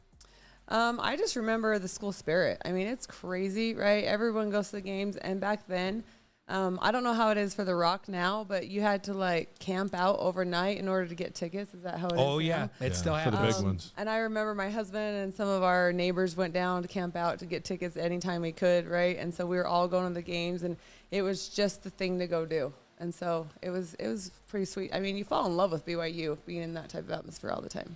Yeah, we Dave and I have taken pizzas out to the camper. You know, Gonzaga game on the men's side every year. These last couple of years is just a huge game, and they're camping out for a couple of nights. And so Dave and I take some pizzas. One over thing to we've sometimes. noticed, too, in our broadcasts over the last few years is attendance at the women's games has shot way up. The talent on the floor is better, and the support is growing. Do you sense that as you get ready for your first season? Yeah, women's basketball is fun to watch. Yeah. I mean, and so I think it had a bad rap from way back when, but if you go watch in a gym, I mean, those girls win your hearts, right? And they just get after it and they play for each other. And so I think that for me is why women's basketball is starting to get momentum. And I mean, it's not just here, it's nationally, right? Like I saw they were going to put the Final Four on ESPN or ABC. Yes, Yeah, ABC. yeah. Yes. So they were going to move it, and then they're going to do it in conjunction with the guys, right? And so in the same city, same whatever. And The beauty of that is when you get there, they can move that game to a Tuesday night yes, they can. Exactly. off of Sunday. That's a good So, point. Dave and I, we were sitting in at that Gonzaga women's game this last year, and I just kept turning to him at breaks and going, "This is an unbelievable college basketball environment. That Gonzaga BYU women's game in the Marriott Center with a phenomenal crowd, and just a great atmosphere, and I thought it rivaled a lot of men's games that we've done and been at over the years. And then Dave and I, we get the privilege of doing a bunch of the WCC tournament on the women's side, and the level of play. So it's not just about the environment, the skill level of women's basketball, I feel like, has just really gotten fantastic, and it's a really fun game to watch. Fundamentals are big time in women's game. And you're deeply experienced in the AAU level. Have you seen that? Oh yeah, we had a girl this summer. She dunked on us. I'm not on us, but during warm-ups, right? And this is, 16, 17. Like she threw it down. She didn't just get it over. She threw it down. She threw it down Wow. in warm-ups, and it was all the camera crews were on our game because of her. And those types of, the athleticism, everything. I feel like it's getting better and better all the time. So Jetty takes over the head job after your last season at BYU. He goes on to win 351 games. He's a good friend of ours, and we've spent a lot of time with him over the years. And so at least you have some small shoes to fill over there, which is nice. But what did you learn about Jetty, even from a distance? Well, I played. He was my ops when Trent was coaching, right? So I played, and then he also recruited my husband. And then his brother coached my husband. So the Judkins family is real for us, right? Like, we are family. And I just, I always learned from him, he could shoot the ball with his eyes closed backwards. Oh, right? yeah, he still can. He still can shoot it. But we always, just the stories that he would tell and his experience, learning from him that way, I feel like his experience was just invaluable. And so, every time he talked, you always just soaked anything in that you could. The difference with Steve Cleveland, when he took over the job, the team was 1-25 the year before. Mm-hmm. And you get a team that should be picked to win the WCC, even without Shayla Gonzalez, and we'll talk about that later. But you pick up a team that's rolling. That's got to be great for the team and great for the new coach. Yeah, no, those girls, not a lot of experience back, but they played against the best of the best, right? Every day in practice. So that they had that experience every single day in practice. May not be on the game, like on the actual court during a game, but they had it every day. And so they're hungry, they're wanting to go, and you could just see the fire in them. And that's fun. Hey, so last year, you're coaching at Burley High School, right? We got that part right. Yes. Team goes 25-1. We got that right? Yep. 25-1, and led by your daughter, Amari, right? Mm-hmm. And so that's 3 for 3 on facts. Hey, there we go. She announced she's coming to BYU, which is pretty awesome. But she got one more year of high school. She's now going to be playing right here down the road. Well, I can't give where we're at. Let's just say somewhere around here, Timpview High School is. Okay. Yeah. But it's down the road. You're the 4A Coach of the Year by the Idaho Statesman, and then you're named the head coach at BYU. What a year! Holy cow! What was that like? My goodness. I had somebody ask me today, was college basketball always my end goal, right? And obviously that's your dream. Like, you always want to, but when you're going through the process, you get to a point in your life where you don't think that dream is ever going to align with, right, what's your journey is. And so when I applied for it, you have big hopes, and then things start going through your head, and you're like, can I? And then when it starts getting real towards the end, I was like, holy crap, this could actually happen. And then I get excited. Then I'm like, oh my gosh. So then you start planning. And then, so it was awesome, the experience and going through the process. I just was always trying to be myself the whole time. Now, for those who don't know you, and they will come to know you, but those who don't know you, the notion of coming right out of high school and taking over a program that in 1 year is going to the Big 12 raised a few eyebrows. Might have raised your own. What do you say to folks who wonder, could a high school coach be ready for this job? I am one of the hardest workers you'll ever meet, right? Yeah. And I'm not too prideful to say I know everything. I don't. And so what I don't know, I'm going to learn, and I'm going to work hard at it. And so a part of college experience and a part of that, like, yes, I don't have it. But on the flip side, my staff around me is what I wanted to go get. And those people that I put around me are the best of the best. And they each have their own strengths. And I specifically looked for that. I wanted all of us to be different, from recruiting, from what you bring on the court to how you are as a person, so you could relate to each individual kid. And so you got to put the best around you to help yourself. So that's where I went. Lee Kamard, you mentioned Lee. Is the holdover from the old staff, and we've had a lot of interaction with Lee. You got Morgan Bailey. Is it Kaloff? Is that how you say? Kaloff. Aaron. They're going to join you on the bench. AK. Yeah. Oh, we call her AK. Him. Oh, him AK. AK. I like that. I like that's going to be way easier. Yeah. Okay, call him AK. If he had a bunch of kids, he had 47 kids, we'd call him AK-47. AK-47. Natalie Lanehart and Stephen Arnold join you as well. We all watched Lee have a big impact on this program the last couple of years. What does that mean to have him hold over on the staff, and what do you expect him to contribute as you launch this new era in BYU basketball? He brings a lot of continuity to what. So we're not just coming in like cold feet, right? Like cold turkey. So he brings that continuity from the girls, and he brings a lot of connections on campus that we would need, because none of us have that. But he also has relationships with the girls that I feel like is super important to have those connections going forward. Bluesville 1 has a question for you. What was your first major task once you arrived and got to work? It might have been answered a moment ago with your staff, but what was the first major task? Getting a staff for sure, but getting my fingerprints to get in the door. Yeah, because BYU's everything's the fingerprint, right? Yes, every morning I would show up and I would just stand down there like, okay, how do I get in? Into the basketball facility. Head coach can't get in. So I would call people upstairs, or I would wait for somebody to come in. That's what we have to do. They don't let us in either. No, we call coach. people. We're like, hey, we know some people that know some people here, but that's about it. So protocol at BYU when being considered for head coaching positions to interview with the general authority and with the Church of Jesus Christ of Latter-day Saints that sponsors the school. You meet with Elder Jeffrey R. Holland, former president of BYU, a good friend of ours over the years, and a member of the Quorum of the 12 Apostles, also on the Board of Trustees. What stood out to you the most during that interview with him that you can share with us? How personable he was. Super intimidating, right, to go up there in the first place. Yeah. And I walked in, and they asked my husband to be with me, so he came. And I just remember looking across the desk, and he had a full report on me and a picture of us as a family from the airport, literally 2 days before. And I'm sitting there like, he is going to see straight through my soul.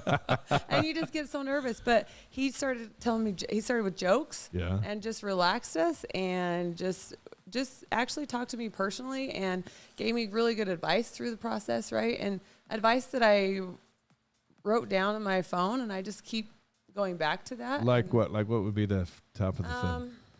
Do the right things the right way. Yeah. And just kept reiterating that to me, that if you do the right things the right way, the wins are going to come. Yeah, and what a unique experience with Elder Holland, where he was down here as the president of the university back when I was playing. I don't know if there's a person on the earth that loves BYU more than President Holland. He's amazing. So, a quick story. He was the first person to hold our oldest son, other than Brenda and I, because our oldest son came quite early when we were down playing in the Holiday Bowl. Okay. And so we rushed over to the hospital, had the baby. Then I went back, had team meal with the team. We went and played in the game. I picked Brenda up at the airport or at the hospital. We went straight out to the charter.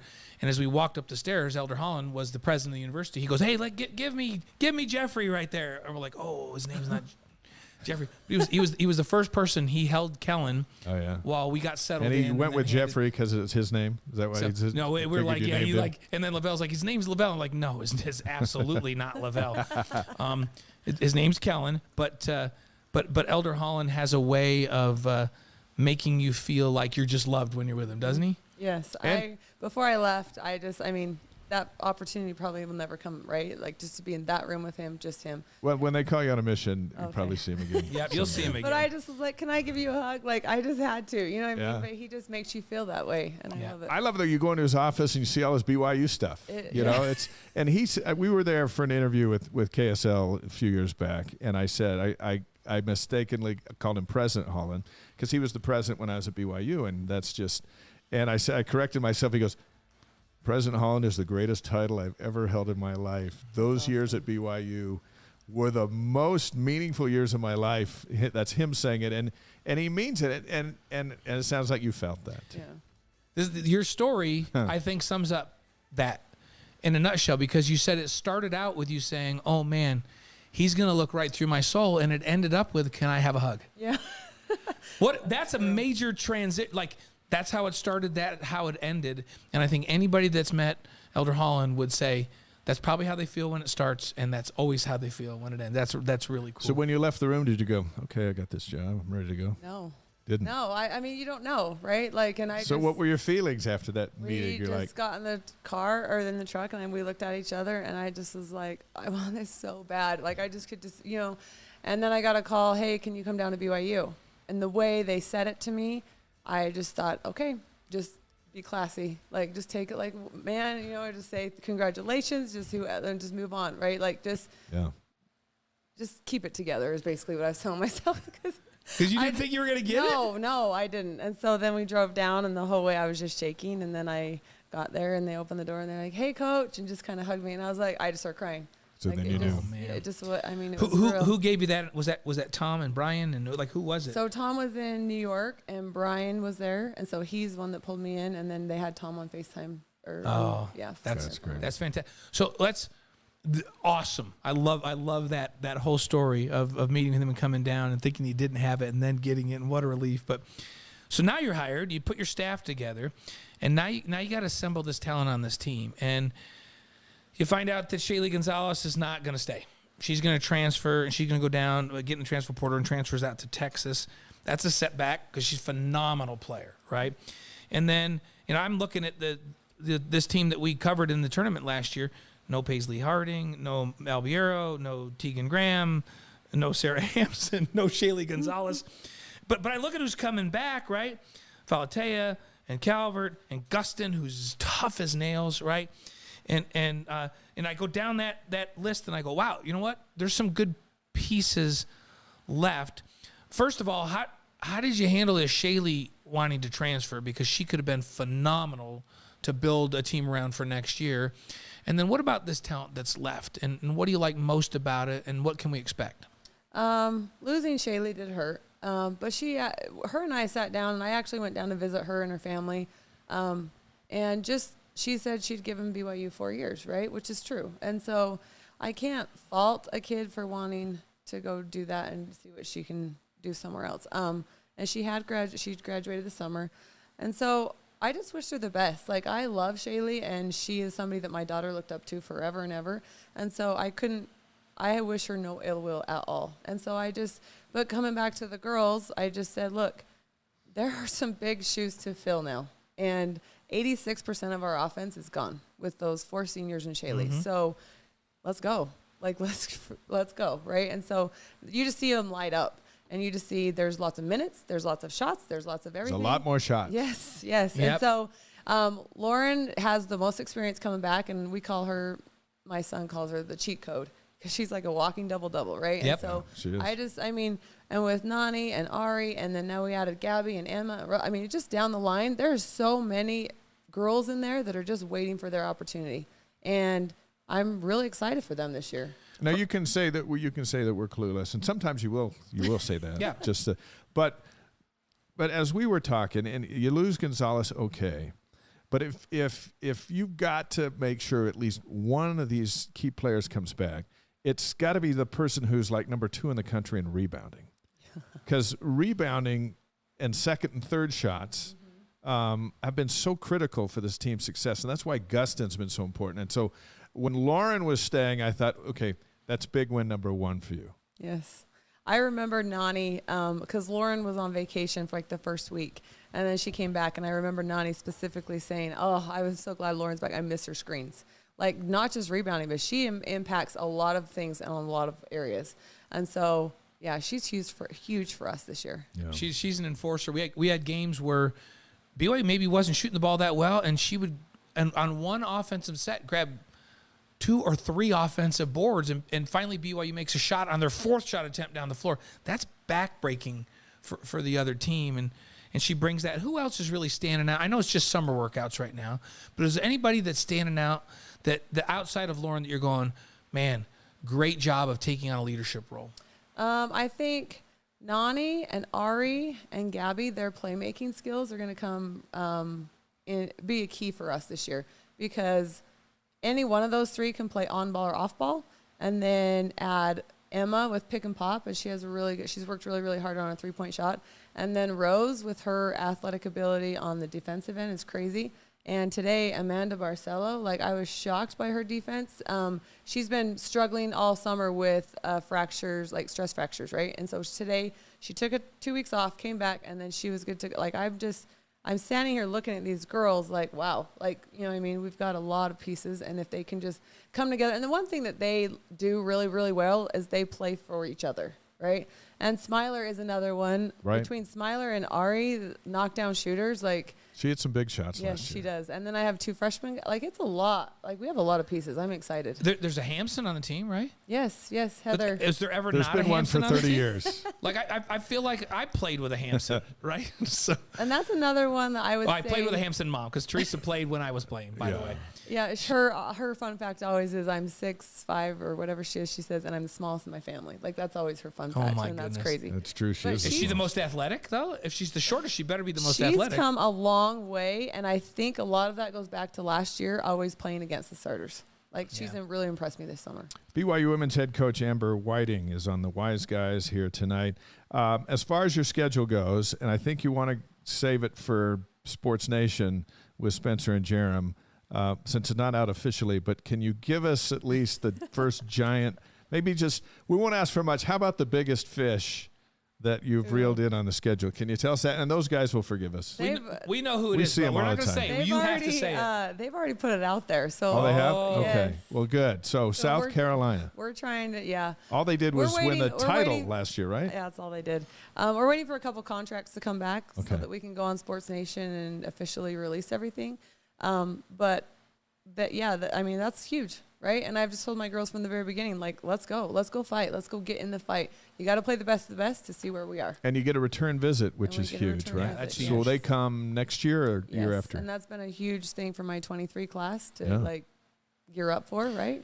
And to recruit with and everything. Yeah, let's talk about that. Let's turn the page recruiting. We just had Brandon Doman on. We were talking about his team. He's like, we had 8 draft picks on the football team I played on that started out 12-0 and were ranked in the top 5. He goes, isn't it amazing that the number of NFL guys you have on the team translates to wins? Talent wins it. You got to be able to recruit, right? Mm-hmm. So how have you been received so far as you've been starting this process of recruiting by BYU, representing BYU, and the prospect of playing in the Big 12? I don't think I can name names, actually. No, you can't name because names. It's, so I'm just in general, No, how have you We're talking don't get principle. me outside the rules. No, we'll make sure you don't okay, get in trouble. Perfect. No names. I'm just generally, how have you been received with that I sit down message? with people and I make sure that I am personal with them. I make sure they can see who I am, see what I stand for, and I always try and have them come on campus, see our practices, and I go through my culture book with them. And I let them ask me anything, and I just look them in the eyes and answer because I want it to be coming from me. Yeah. If you, throughout Jason Amari's recruiting process, the number one thing I learned in recruiting is if the coach is personable with you, those kids connect. And then that's who you're going to play for, right? So I always wanted to make sure, and I feel I've got 4 23s committed and a 24 commit. So I feel like we're kind of You're on the road, and they're the kind of talent that you feel you guys can go compete in the Big 12. Yes. Now, Amari is committed to, your daughter is committed to play at BYU, and we can talk about that. We can talk about that, but we'll invite you back once signing day comes, where we can break down our game and all of that stuff. I'll break it down. If you'll come back for that. But in that process, did you ever once remind her? Because she had committed to Oregon, but did you ever once remind her that you had brought her into this world? That should have been part of the whole recruiting process. Now, how do you? That's like the number one thing. You can't be top. No one else can say, "No, I brought you into this." There's just the one person. It happens to be you. Her and I have a really unique relationship, and I will say that she's a lot like me And if you back me into the corner, I'm going to come out fighting, right? Or if you tell me to do one thing, I'm going to do the opposite. Like, that's just the fight in me, right? So I had to let her come to that decision on her own. And for those purposes, but for the purposes of, there's going to be hard days. And when those hard days come, you can't rely on, oh, my mom told me to go there, right? You have to rely on that. I got my own confirmation for myself. This is what I need to do, so that, when you hate the coach one day, you did it by yourself. You made that decision yourself. Does she ever give you the sass that like I coached some of my kids when they were younger, and I've told this story before, but I was trying to get my oldest son, Kellen, to run a screen the right way. And like, I played some quarterback in my life, right? We won a national championship and I was out on the field, but evidently I don't know what I'm talking about. So I said, Kellen, you're not doing it right. 3 times I tell him, Kellen, you're not doing it right. He turns around in front of the whole team and he goes, Dad, you haven't played in a long time. I was like, get out of the huddle. Get out. Send right to the bench. Go over there and stand by yourself. You are out. How's that? You've coached her already. Yes. Yeah. How's that going to be at the college level, coaching your own? And are you going to get some sass? Well, let me just say, so her freshman year, she called me mom in practice. Oh. And she ran the whole practice. So we check it at the door. Like, she'll call me Amber right now outside of practice, right? Because it's just easier to, instead of flipping from mom to Amber, it's just Amber. But we have that, I don't know. She just knows how I like things and how I want things, and she knows I don't tolerate, right? So she'll just get in and do it because she knows that I'm not going to let her off the hook. I think we've all had experiences where our dad was our coach, and I go back to T-ball and all through. There's something that's awesome about, and we've interviewed many coaches as they've come through, who've got kids on their team. There's just something awesome about being able to coach your own, whether it's a son or daughter. And I just think it's awesome. I can't imagine anyone passing on that chance, and clearly she hasn't, and you haven't, because you did it at Burley and now you do it here. But is there anything better than that? No. I mean, I need to be careful of and I did it Burley a lot, but I would take it home with us, right? And so I need to be careful of that. And I just, especially now, I mean, the pressure is even 10 times. So like what you say, look, if you don't box out, you can't have dinner tonight. No, it would be like I don't know. So if we had a bad game or something happened, we come home and, we're supposed to leave it at the gym. And I'd come home and I'd go down to her room and then we start watching film. And then she would come upstairs and then we start watching film. I'm like, so. Where's Trent and all this? Is he the buffer in this whole thing? He was supposed to be, but then he would get in on it too. He's eating ice cream, he says. That's what he's doing. He's just an innocent bystander. Hey, the big question, can she shoot it like a Whiting? That's the main thing.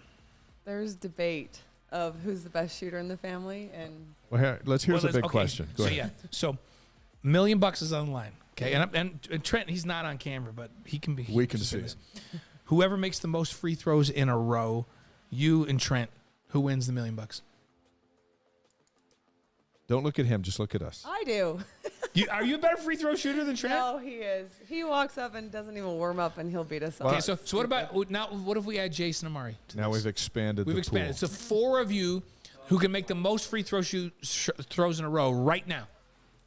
In Hawaii, this actually happened. We were playing. I mean, why? Not $1 million on the line. Why can't we go on vacation and just be on vacation? We got to go you find just the court. can't. Like, right. I don't understand it. But so every night we go to the court, and so one night they were just shooting. Jason Murray have this competition, 5 spots. Well, Mari steps up, makes her 4. Jay steps up, makes his 4, and then Trent gets up off the bench, sitting over there, walks out and makes 5. Doesn't even need to warm up. No, and so we never heard the end of it the whole trip. So he would be the reigning champ. Still Trent. I have to go with it. All good answers. I love it. One of these days at practice, we'd like to see a showdown between the two of you. Yep. And see how that goes. All right, we've got 5 questions for you, and we'll let you go. You ready? Okay. These are rapid fire. You don't have to think about them. Just for the first thing that you. comes to your head, so everybody gets to know you. We ask every guest these. Favorite sports movie? Ooh, Hoosiers. That's it. Doman Brandon was Doman that? said it, and Marie Osmond said it. Really? Yeah. So and I'll say that it's classic. I said Remember the Titans, but of course it had to be a basketball movie. Trent, from what's the yours? Whitings.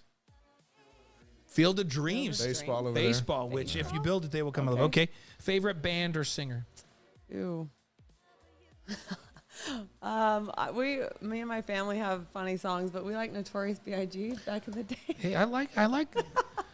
Wait, is I'll Notorious? be honest, I didn't see that coming. No, there's backstory. Like, there's this classic band when we go to, where is it, Grand America? And they play And Notorious play, B.I.G.? But it's like the classics, right? See all And the old so my stuff. It's kids- big. It's yeah. Biggie Smalls. It's Yes, like it's fun. But you're talking about East Coast rap. No, my kids, they go to Walmart and they have those shirts there and they buy them and they wear Wow. them. And it's, Okay. yeah, it's So All right. I moved out That's a from new New one for York, and us. all of a sudden then I was like a Snoop and Dre guy, and my friends back home were like they were ready to disown me. Like, you're going West Coast? What's wrong with you? So, okay, so Notorious B.I.G. I actually kind of love that. All right, favorite I breakfast try to cereal. get DJ, our resident disc jockey, but also who's our technical director, and our music that we play to come in to play hip hop.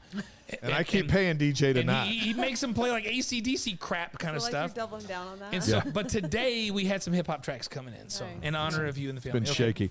Favorite breakfast cereal? I like oatmeal.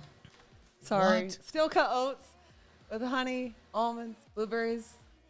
Trent, tell me you Almond eat milk. sugar cereal. French toast. What is Oatmeal with honey. Okay. like up until this point? Everything was sorry. great. Everything now I'm a was little fine. concerned Now- about the oatmeal Now thing. all of a sudden, That's like, healthy. So, what? Yeah, you gotta have steel cut. It can't just be regular. so oatmeal. you guys lived in Italy, right? Yes. Brendan and I spent a lot of time in Italy. One of our favorite countries in the world. I know it's yours too. Favorite Italian dish? Risotto by far. Risotto. Can you make it? Yes. You make it good? Yes. That's your thing? I have a lemon risotto I make or a Parmesan risotto I make. When players come over to your house, is that what you make? It's easy. It's a staple at our house every Sunday. Cool. 12 years over there. 12 years. Yeah. That's a long time. Yeah. Favorite city in Italy? That's not part of this, but I want to know. Rimini was nice. It was right on the beach. So Really? that was Yeah. and it's where we played, right? So it's not like Right. that becomes like home. Like, obviously we love Rome and Milan. Did Venice, but- so Trent's playing over there, and you're there supporting him. Did you ever get the notion that someday you'd be the head coach at BYU and he'd have to listen to you and support you? No, Here we are. never. We went through several film sessions and game books though along the way. Very It was good. fun. Very good. All right. Favorite piece of advice from your mom or dad? My dad has a good one. Don't let your highs get too high or your lows get too low. It's pretty good. So you It stay sounds like kind of- something Lavell would say, Yeah, doesn't it? yeah, it does. Yeah. Yeah, it Thank does. you. Can Yeah. get you through a 34-game season, Yes. right? that's Because there's highs and there's lows, and it's just the nature of the beast. Yes, it seems. is. Yes, it is. Blaine had some lows, and he had some highs. He's got a national championship ring, but Can't wear it because my fingers are too fat. every No, now and actually- then, every now and actually, then he'll bring it out just so there's evidence. We did a Said it TV right show. there. We did a TV show a few weeks ago, and it was something about championships. They're like, "Hey, wear your ring." I said, "I can't. My fingers are too fat." But I put it on and it fit. Yeah. But I hadn't lost any weight, so I don't know what happened. So What's your prediction for the football game on Saturday? What's your score? Ooh, BYU 27-17. 27-17. Low scoring. Okay. Okay. It's first game. Defense. It's all about D. Yes. You know, I would figure someone who eats oatmeal with honey Oh my would gosh. go with a lower score. Yeah, of the she's game. conservative. She's talking about D. Yeah, Is that? Yep, I get it. something like that. That fits in. It fits in now that we know a little bit about Amber. So Hey, thanks for coming. so It's good glad to have you so here. glad we're so excited for this new era and BYU women's basketball. We'll be there all along the way, covering it, supporting it, broadcasting it. Perfect. We're looking forward to working with you. And when you Over the announce your years. class, when you got some time, we'd love you to come back Yep. and that way we can talk X's and O's with your daughter and the group you're bringing in. Perfect. And then we'll invite the NCAA to listen to us, and we'll all because enjoy the show together. what we do on this show is we keep you out of trouble. So, Good, And all good. the shows we do at BYU too. Hey, one quick question from Bluesville. Have you experienced Kids Day yet?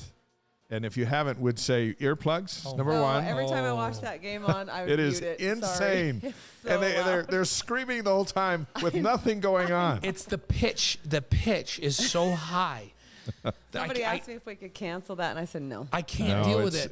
But it's it's pretty cool. Yeah. It's pretty cool. and those fourth graders are so excited to not be in school.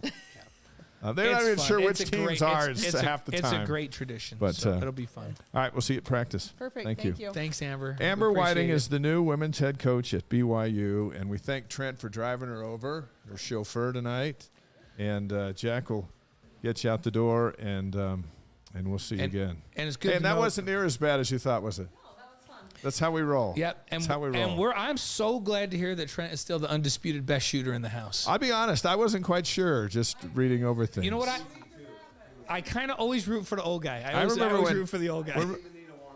So Trent comes down here from Utah, and he lights up UNLV for 26. Yes, he did. He was on fire that night.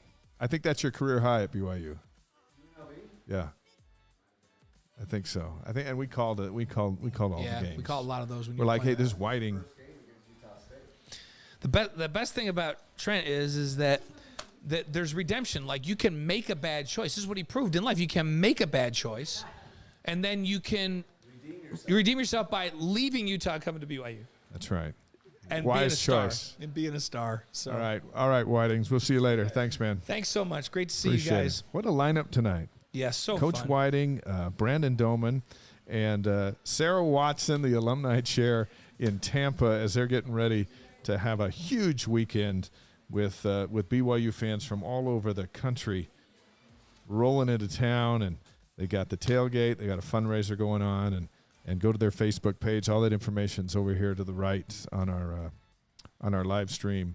And you can get on the Facebook page and get your tickets. First of all, they've sold out all theirs, so you can go to. Fortunately, it's in an NFL stadium, and and you'll find a seat. I'm not concerned that if you just decided today that you wanted to fly down there and go, you can get a seat. Okay, our picks are coming up for the first week, but first let's get into superheroes. We've talked about this for a couple weeks. Which BYU football player should be cast as which superhero? And then we'll get you up to date on some of the headlines on campus this day in history, and we'll do our football picks. So we may go a little past 8 o'clock. We but do not football much picks, more. okay. But you want to do our. Let's do a few superheroes. Okay, because we've been talking about it for a while. Yeah, we were talking about it last week. All right, cleanse the palate, folks on Twitch who've signed up to a free subscription, and that allows you to interact with us. And everyone else watching on YouTube or at ysguys.com, you can kind of, and answer these at home. And we'll just do a few. I got a bunch here, but let's just do a few. According to our Google research, yes, all combined Marvel movies have made over $27 billion. So we love our superheroes. Oh, yeah. And that's just the Marvel guys. Oh, yeah. We're not even talking about, what are the other ones even? Like DC Comics and no, some we of that don't stuff. do, Like we're doing Superman Marvel. and stuff. This is all Marvel. Captain America. Who on the football team should be Captain America? There's about 7 guys that might make a case. But Captain America has got to be Jaren Hall. Yeah, no question about it. He's the guy in charge. The guy in charge, and Jaren he's like Captain America. He's strong, he's fast, he's old school. You know how Captain America's kind of old school? He's old school. And he's old school. Well, he's not that old. I mean, he's goes back to, remember they tried all those experiments on him? Yeah, stuff? oh yeah, he's old school. Yeah. But Jaren's old school. Hey, Painted Cougar, you're way late tonight, but we are glad okay. you're with us, and you can still watch this show again Anytime you want. on our site. So, all right, so let's. What about the next one on the list? So, Thor. Who should be Thor on the BYU football? We had a couple roster? of options, but I like the choice. Yeah, this one seemed pretty cut and clear. Yeah, and we went with Peyton Wilgar. Peyton Wilgar. You could have gone with Ben Bywater too, but if you wanted to. Yeah, you could have gone or Keenan Peely. But I like who we went with for Ben Bywater or Keenan Peely, but we felt like Peyton Wilgar was most like Thor, and you know what? He brings the hammer when he's playing. Oh yes, he does. And he had and shoulder. He told us yesterday he's bringing the hammer. Yeah, he said his shoulders feel great. He had off-season shoulder surgery. He's feeling 100%. He's ready to go, and he's ready to knock some people around come Saturday. He was one of the ones that we talked about that got me fired up yesterday. A couple of DC comic guys. How about Aquaman? Painted Cougar says Thor should be Mason Wake. Well, that's a good. You know what? It's a good candidate. You could make a case for that. In a cage fight, I'd take Wilgar. I just would. Yeah, because he's a little dirtier. He tackles guys. Actually, I'm not sure. Mace Wake might be leaps dirtier and in the runs fight. away unless he's looking for someone to run over. Okay, so Aquaman. It seemed like Bywater, Aquaman. Because of water in his he's name. Tough. Plus, he's and just physical. ridiculously jacked, just like Aquaman is. When you see him on Saturday and the tight shots on TV and the games on ESPNU, you'll go, man. When he gets so big. People make fun of of my arms like you do. You make fun of my arms. I don't make fun of your arms. I point them out. I'm telling you right now, my arms, because I know they're very important to you. compared to Ben Bywater, his arms are like the size of legs compared to my arms. Yeah, but he's got a team around him to get him bigger. He's a big dude. All right, also from DC Comics, Flash, and I thought about that. Flash, what do you think?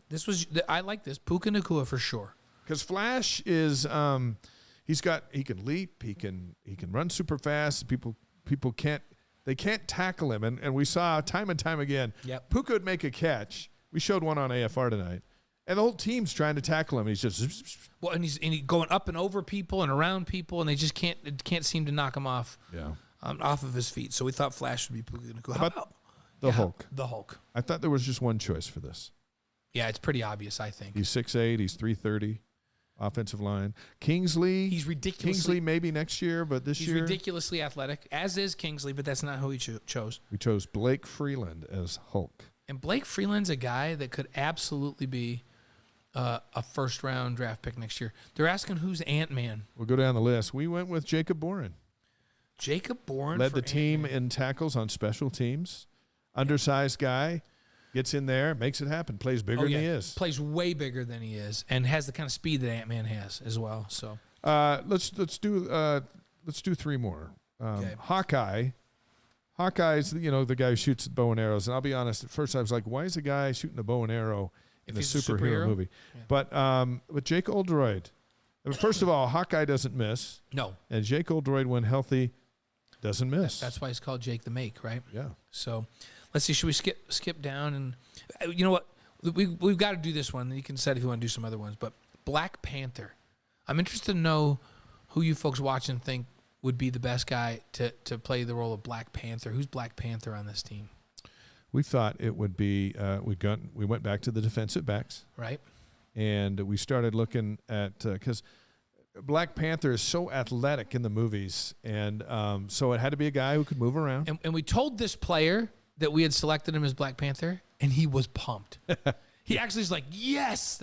He's like, "Yes, that is me." He was actually very excited that we chose him as Black Panther. So who is it? Malik Moore. Yep, Malik Moore, BYU starting. Malik Moore is the guy who had one of the most incredible interceptions last season at Utah State. You know, we cut it with one hand. Yep. Right in front of the Utah State bench. It was like a superhero. His range is amazing, the amount of ground that he can cover. We saw Malik yesterday, too, and he was pretty excited to get down to Tampa and get playing. So, ready to go. Let's go with Superwoman. We'll finish with Superwoman, which we gave to Timberly because Timberly just gave birth to Sylvia, the latest member of the Sitaki family. Because we had Kalani as Superman, because he's all things for BYU football, and then we thought, well, then Superwoman has to be. It's got to be Timberly Sitaki. So there's some more. Maybe we'll get to them on later shows because superheroes aren't going anywhere. That's right. And as we get to know these players, we're like, you know what? He kind of reminds me of Spider-Man. Or, by the way, Spider-Man was Jacob Robinson. Oh yeah, yeah, no doubt about it. Those interceptions he had were fantastic. No doubt about it. All right, before we get to our picks, let's update on a couple of things that we've been talking about. It was the first day or the final day of NFL cuts, meaning the first day of the finalizing we got to make sure of the rosters. They went from 80 to 53. That's a lot of cuts, and there were a lot of Cougars that got cut. You know who didn't get cut? Rookie Tyler Algier made the team. And we didn't expect that he would. And remember, the guys that got cut, they have a chance to be re-signed on the practice squad. That's how Danny Sorensen made it. And a bunch of guys made it that way. Zane Anderson made it last year as on the practice squad. And these guys, absolutely, every one of these has a chance. But, all right, so roll out the hit list. Yeah, so here's the hit list. And it was a big cut today. So Neil Pau, cut by the Bills. James Empey, cut by the Cowboys. Kai Nakua was let go by the Jets. That was a little surprising because he's not a rookie. No, that was one that I thought maybe might be a lock, but I guarantee he's going to get picked up on a practice squad for right now. Samson Nakua, Chris Wilcox, and Tyson Williams all let go by the Colts today. And I thought Tyson was going to make maybe it. He'll get the practice squad. Matt Bushman and Zane Anderson let go by the Chiefs. We thought Zane would make it. Yeah. He had such a good fall. But remember, Zane was on that practice squad and came on and off the practice squad, was activated last year. I bet he's still with the Chiefs. And then Harvey Lungi with the Patriots surprised me, actually. So here are the Cougars that are in the NFL for this season. Zach Wilson with the Jets, Dax Milne with the Commanders, Brady Christensen with the Panthers, Jamal Williams with the Lions, Kyle Van Noy, Michael Davis with the Chargers, Taysom Hill and Daniel Sorensen with the Saints, Sione Takitaki with the Browns, Kyrie Tonga with the Bears, Fred Warner with the 49ers, and as mentioned, Tyler Algier of the Falcons. That's a pretty good crop of Cougars in the NFL. Here's the interesting thing. Everybody you just mentioned that made it is either a starter or a regular rotation and with a starter. Yeah. So Zach Wilson, QB1, Dax Milne in the rotation at wide receiver. Brady Christensen, starter. Jamal Williams, starter or rotating. Kyle Van Noy, starter, absolutely. Michael Davis, starter and potential, he's an all-star. Taysom Hill, do you call him a starter because he plays so many different positions? But he's a regular part of what they do. Yeah. Danny Sorensen, he's been a long-time starter with the Saints. I think he's going to be probably the captain of their special teams, and before the season's over, could be a starter. Sione's a starter. Kyrus is a starter. Fred Warner's arguably the best linebacker in the National Football League, and Tyler Algier, if he's not starting, he'll be in the rotation at running back. So, what Steve Young tell us on Sports Nation earlier in the summer, he thought Tyler by week 3, I think it was, will be their main starter. guy. He'll be their go-to guy. So, and I agree with him. So. Women's volleyball, they're number 7 in the country. They are 3-0 after defeating Ryder Duke and Washington State over the weekend. Host Utah State Thursday, Cincinnati on Friday, and number 10 Pittsburgh, the only team that beat them in the regular season last year. Right. They get Pitt at home on Saturday. All games start at 7 Mountain, live on BYU TV. Yep. And then how about BYU's soccer team? They're up to number 6 in the new coaches poll. Interesting.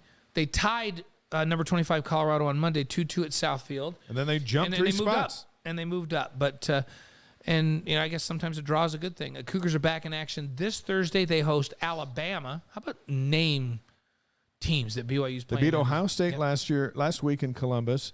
Volleyball team beats Duke, and now we're playing Alabama. 7 p.m. Mountain. They host Cal State Northridge on Saturday, 8 p.m. Mountain. Both of those matches will be on BYU TV on the app.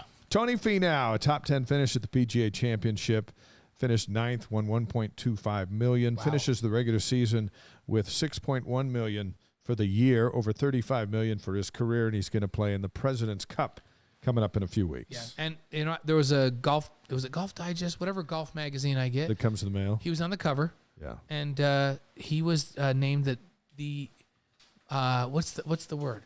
Like friendliest? The most likable player on tour. Like the players like Tony Finau most of anybody on the tour. Hey, that's one thing if you're not winning and you're not competing, but this guy's right up at the top of the money list and winning tournaments, and he's still the most likable guy on tour. I love that about Tony.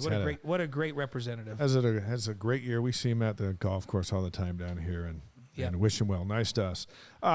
Okay, let's do some Week 1 college football picks, and we'll kind of keep track on how we do as we move through the season. And this day in history, a couple of birthdays, and we'll be out for this Tuesday, which gets us so much closer to BYU Sports Nation game day on BYU TV, and then kickoff of the season opener. All right, so Thursday night, we just picked a handful of games. Yeah, this and these are ones you can see on TV. Yeah. Central Michigan is at number 12, Oklahoma State on FS1.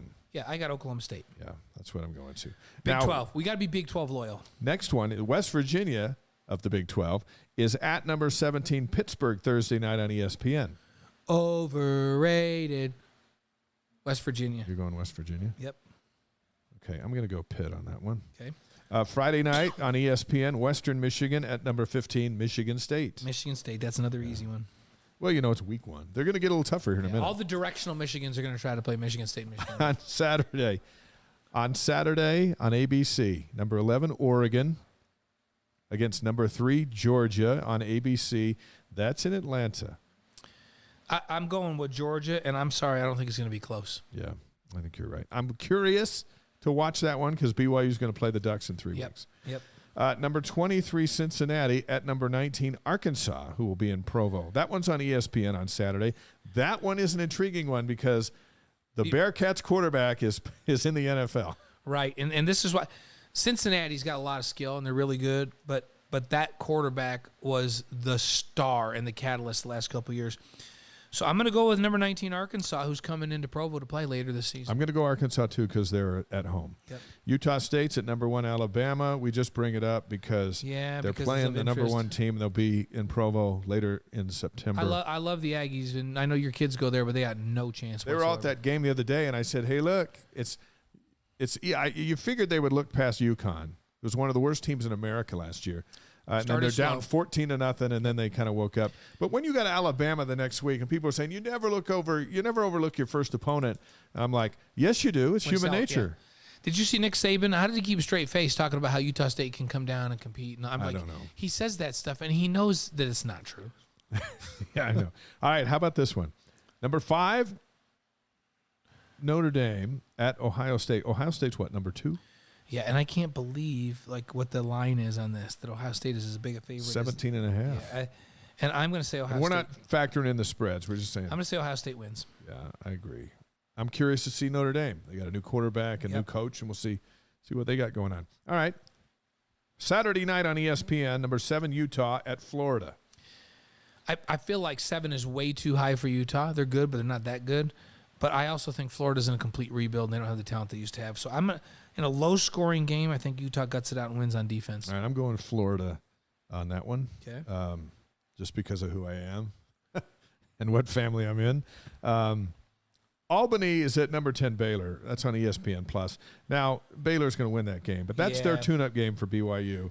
Is Saturday night they're going to play Albany in Waco. I say Baylor by 35. Yeah. Baylor by 35. We'll have some highlights of that one on AFR. BYU at South Florida. Yeah, I got BYU big in that one. My pick on AFR today was 34-21 BYU. I have BYU 3-touchdown favorite. They win 42-21. 42-21. Okay, now Monday night, wrapping up week 1. Number 4 Clemson at Georgia Tech in Atlanta. That's why it's not at Georgia Tech Stadium, but they're in Atlanta where Georgia Tech is.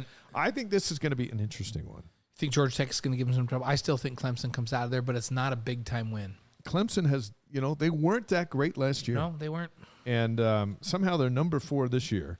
Because they always have talent. Okay. That'll be something to watch on Monday night. And then the NFL gets going Thursday. So those are our week 1 picks. And by the way, Dabo Swinney is a good guy. Their coach, I like him. I always kind of root for Clemson. And I know they've been dominating until last year. Some people hate to have a team that's that dominant, and they don't play in a great league. The ACC's kind of watered down. But he's a good dude and represents a lot of good things, so I can root for him. This day in history, August 30th, we're going to go a few years back. 1682, William Penn leaves England to sail to the New World as the founder of Pennsylvania. Wow. 1967, Thurgood Marshall is confirmed by the U.S. Senate as the first black Supreme Court justice. 1993, the 150th millionth, how do you even say that? 150 millionth visitor at the Eiffel Tower. Have you been there? I've been to the one in Vegas. Oh, that does not count. We've been there. It's pretty cool. The one in Vegas is all right. Yeah, plus, it's cool. But you know what? The main thing is go into that hotel called Paris and get crepes, and then it's all good. Absolutely. 1993. How about this? Late Show with David Letterman debuts on CBS. Man, I watched that so many episodes. And the first guest was Bill Murray. I remember I was working at KLAS in Vegas. We were the CBS affiliate. And I remember we finished that newscast, and we just stood there to go, wonder what this is going to be like. What's this? Here comes David Letterman. Changed nighttime television forever. And you know what? And he was great. It was, as we get older, we kind of lose it. We all will. He did. But in the years where he was just so witty and funny. Quick and funny. Yeah, he was great. And he was great for CBS primetime. Yep. Birthdays today, August 30th. 1797, Mary Shelley, the author of Frankenstein. How about that legacy? We all know Frankenstein. 1797. There's even a cereal, Frankenberry. Yeah. But yeah, 1797. All right, 1918, Ted Williams, Red Sox fame, big time baseball player. 1930, Warren Buffett, the famous investor. 1953, Robert Parrish, Danny Ainge's center, the chief for the Boston Celtics. 1972, Cameron Diaz.